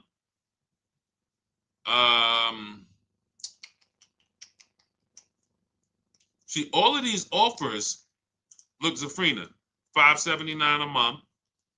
And remember what I told y'all, 1% is not always the best. She got a 0.88% lease. So don't think, oh, I'm just going to walk in and look, I'm looking to get the 1%. Sometimes, depending on the deal and depending on the lease program, you could be under 1% if you're getting bids. But yeah, everything we do, Margaret, is with no money down. Everything we do. None of the strategies that I teach require money down. I'm teaching you how to shop with no money down, because money down has nothing to do with you getting a good deal or not. That's why it's not necessary. Put that together. Money down has nothing to do with if you're getting a good deal. Some people say, oh man, I got a good deal. I didn't have to put any money down. So if you walked into a dealership and they charge you, you're looking at a $50,000 car, they charge you $60,000. The car's $50,000, they charge you $60,000, $10,000 over. But they say, good news though, you don't have to put any money down. Is that a deal? No, right? That's the point. Money down, independent of the deal, has nothing to do with the deal. The deal is, out of all, I'm shopping for this vehicle. Out of all the dealers in America, did I find the dealer who was going to take the most money off? That's the deal. Nothing to do with anything else. Now, your monthly payment and your budget, that's affordability. That's not a deal. Just because, look, I could go get a good deal on a Mercedes. Doesn't mean I could afford it. I could go get a good deal on a Rolls Royce. Might be $2,000. Somebody could come up to me right now. A Rolls Royce that's normally $5,000 a month. They come up to me and they say, hey, listen, I give it to you for $2,000 a month. I'm in an emergency. It's not in my budget. I can't pay $2,000 a month for a car. It's a great deal. You get what I'm saying? Affordability has nothing to do with the deal. The deal is we found a dealer. He's beating all his competition. He's taking off the most money. Here's his price. That's the deal. It doesn't matter if you could afford it or not. That means nothing. That means nothing. Hopefully you can afford it. Hopefully you're not looking at a car that is outside of your budget. But that is affordability, monthly payments, money down, zero to do with did I get a good deal. All that does is what did I want my payment to be? What did I want my payment to be? All right. So now everything that we're teaching is in my new digital book. If you're like, Deshone, I want the whole blueprint. There's no way I'm going to be able to remember this. So much stuff we didn't even get into. We didn't get into high mileage driving. We didn't get into high mileage leases. We didn't get into rebates and used cars. We didn't do any used cars. Talking about how we shop for used cars and how to narrow it down. There are deals everywhere. And there's been deals everywhere. But one thing I can say, for the people who don't know what they're doing, there are no deals. For those, if you're like, man, I feel like there's no deals out here. I feel like everything is overpriced. For you, it is, because you don't have any strategy. You're winging it. And the second most expensive purchase of your life, you're just freestyling it. And you're going to do this multiple times. It's different with a house. Some people only buy one house in their whole life, maybe three. You're getting cars for you, your family, your household. You're doing this several times throughout your life, and you're freestyling it.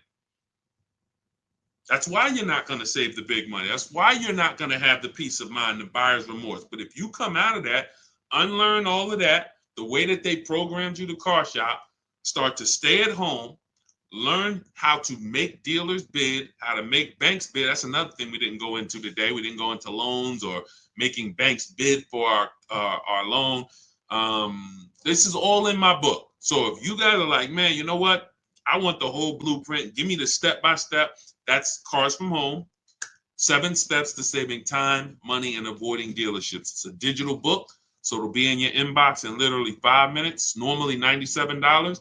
But as part of my welcome offer, you can get your copy for $24, which is 75% off, but it's only for 30 minutes. So you got 30 minutes. Go to my TikTok bio, Instagram bio, the YouTube comments or the Facebook comments. Click those links. That's going to activate your 75% off. And you'll have everything I teach. Leasing, below market purchases, new cars, used cars, bad credit strategies, negative equity. Some of you are dealing with negative equity. It's all in there step by step. So once you pay, make sure you screenshot and save the thank you page. You can open the book directly on that page, but I also email you a copy. But sometimes you type your email wrong. I can't email a copy to a wrong email. So you'll have my support team's email. If that book isn't in your inbox in 5-10 minutes, Monday through Friday, reach out to my support team so they can make sure that you get your book. For those of you who want to work directly with me, if you qualify, click those same links and you can see, instead of reading, you might want a video experience and you might want to work with me on Zoom calls. We do 2 Zoom calls a month. And then we have a private Facebook group with over 1,500 people in it that have come before you. If that's more of your learning style, then you can hit the button that says Shop with Deshone, and you can see if you qualify for us to shop together. Other than that, I put the information out. We don't hold back. There is no, hey, if you pay, this is what you get, except I have calculators. So there's things I can't give because I built them inside my book. There's like 5 different calculators, custom calculators that we use, budgeting calculators you put all your lease offers into, and then it tells you what to counter. Same thing with purchases. So I got a ton of stuff in there that's proprietary, but everything else I give away. I don't hold back anything in these streams. But I just know some people are like, I don't want to remember this. I'm not gonna remember this. Let me go deeper and make sure I have access to everything I need to know to save thousands of dollars on cars and time. People spending 5 hours or 2-3 days in dealerships. This is ridiculous. It's not necessary. Hey, you'll wonder why you didn't come over sooner, because it's out of control. People going back to the dealers 2-3 days. Let me see if I can get some more money off. Anyway, it's not a good way to do business. So shout out to everybody who grabbed your book. Thanks for checking in. I think we went as thorough as we could today. We'll have a lot more coming. No, you cannot use, Naya, you can't use anything to negotiate your lease. She said, can I use Edmunds to negotiate my lease? Nothing is going to do the work for you. Unless you're hiring a team who is going to go do the work and watch this, show you the work. See, the difference with these brokers or people who you hire to say, oh, you just do it for me, is they're not actually presenting the offers to you transparently. If you shopped for me, then show me what each person said. Because oftentimes what's happening is you are just so scared, you just pay somebody or you let them control your entire transaction. Now they control who you're going to sell your old car to. They got your trade, they got your loan, they know who you're going to buy a car. They're controlling all of this. I know a lot of brokers here in the Northeast area, and they make a lot of money because they're treated as dealers. So if when I was a broker, if we did a deal, if the deal made $2,000, then we split it. My company got 1,000, the dealership kept 1,000. So they're brokers that are making 3, 4, 5 grand per transaction because they have your trust. So they're just going to tell you, okay, the best deal is up here at this dealer is $579 a month. Okay, sounds good. All right, I'm going to send you the credit app. That's not somebody shopping for you. That's somebody putting a deal together for you that made them money. You got a car. You cannot listen, we teach people to fish. If you're not seeing the market, nobody shopped for you.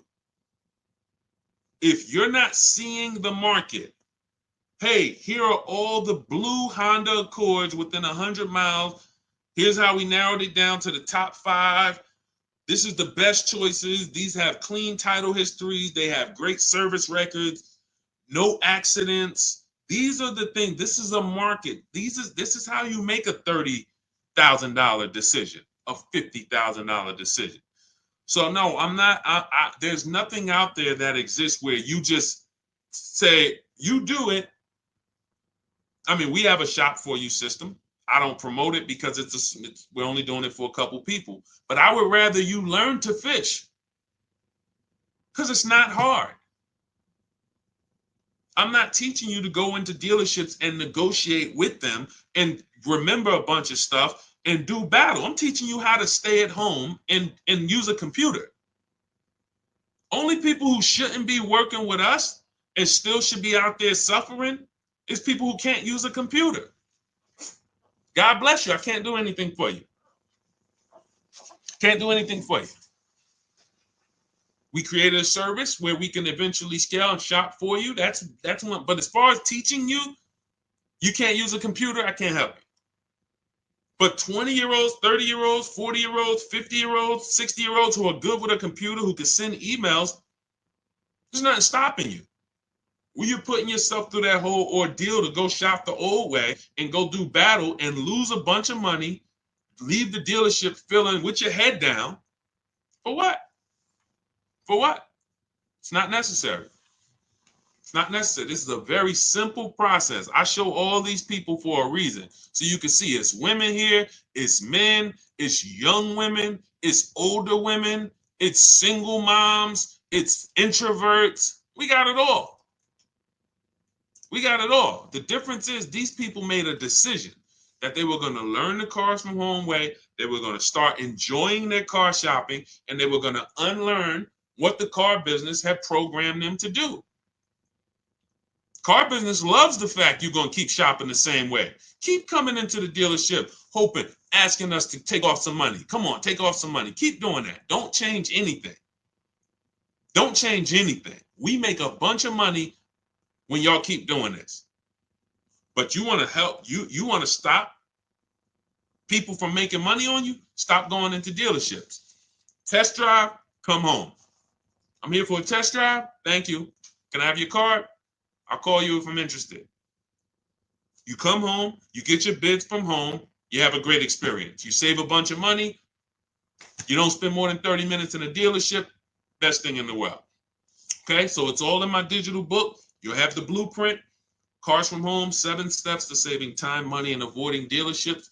Normally $97, but get your copy for 75% off. If you're there before 30 minutes, TikTok bio, my Instagram bio, the YouTube comments, the Facebook comments, click those links. That'll activate it, and then you'll have the book in your inbox because it's a digital book. So you can be using it today for your shopping, and it only take you a couple days to get your deal. Okay, we don't play around. You don't need 8 hours. This isn't a college course. Okay, it doesn't take that long to buy cars. All right, go grab your book. God bless y'all. I'll see y'all on the next stream. I just wanted to tap in with Naya because she had made a comment that I saw. And everybody who got your book, use it. Please make sure you continue. I have a lot of new deals that I have to bring in on the next stream. I have had a lot of you email me with your deals, and I appreciate you. Make sure you keep sending me your deals. When you pick up your car, send me your paperwork. I have a lot of, I'm going to bring them in for the next stream. A lot of you have been sending me your deals, so I appreciate it. Continue to celebrate yourself because, you know, it's something great about getting a new car, but it feels even better when you're confident with the numbers. It feels even better. You notice people always tell you when they got a new car, they don't talk numbers, though. People pull up, hey, I got my new car. They never talk about numbers, never talk about the deal because secretly they're ashamed of it. When you see all of these people I share, the first thing we're talking about, even before we pick up the car, is the deal. Look, wanted to share my experience, purchased my car 2 days after watching the videos. We have videos in that book too. I link you to videos as well. The first day I sent out the template, received about 7 different offers. On day 2, I emailed. The dealer MSRP was $36,365 on a 2025 Kia. In closing, MSRP with discounts and rebates down to $32,680. So he saved $4,000 off. Monthly payments $400. No money down. It's a 1.1% lease. $400 a month, $36,000 MSRP in minutes from home. You think we have to tell him not to go into dealers anymore? You think any of these people, see, I don't worry about the people who've been changed. They're never going back again. I think it's somebody who said, I will never buy another car any other way again. Was it Teddy? I think it was Teddy. Look. This post is a bit wordy, but I'm too pumped. I will never, I repeat, never lease another vehicle any other way but from home. Once these people do this once, they're never going back there again. Like, what? So we want you to unlearn that, step out of that world, come into our world where you're empowered, making deals, saving all the money, no buyer's remorse, eliminating anxiety, enjoying your car purchases. It's not too much to ask. That's what we do over here. So go grab your book. I'll see y'all on the next stream. God bless you.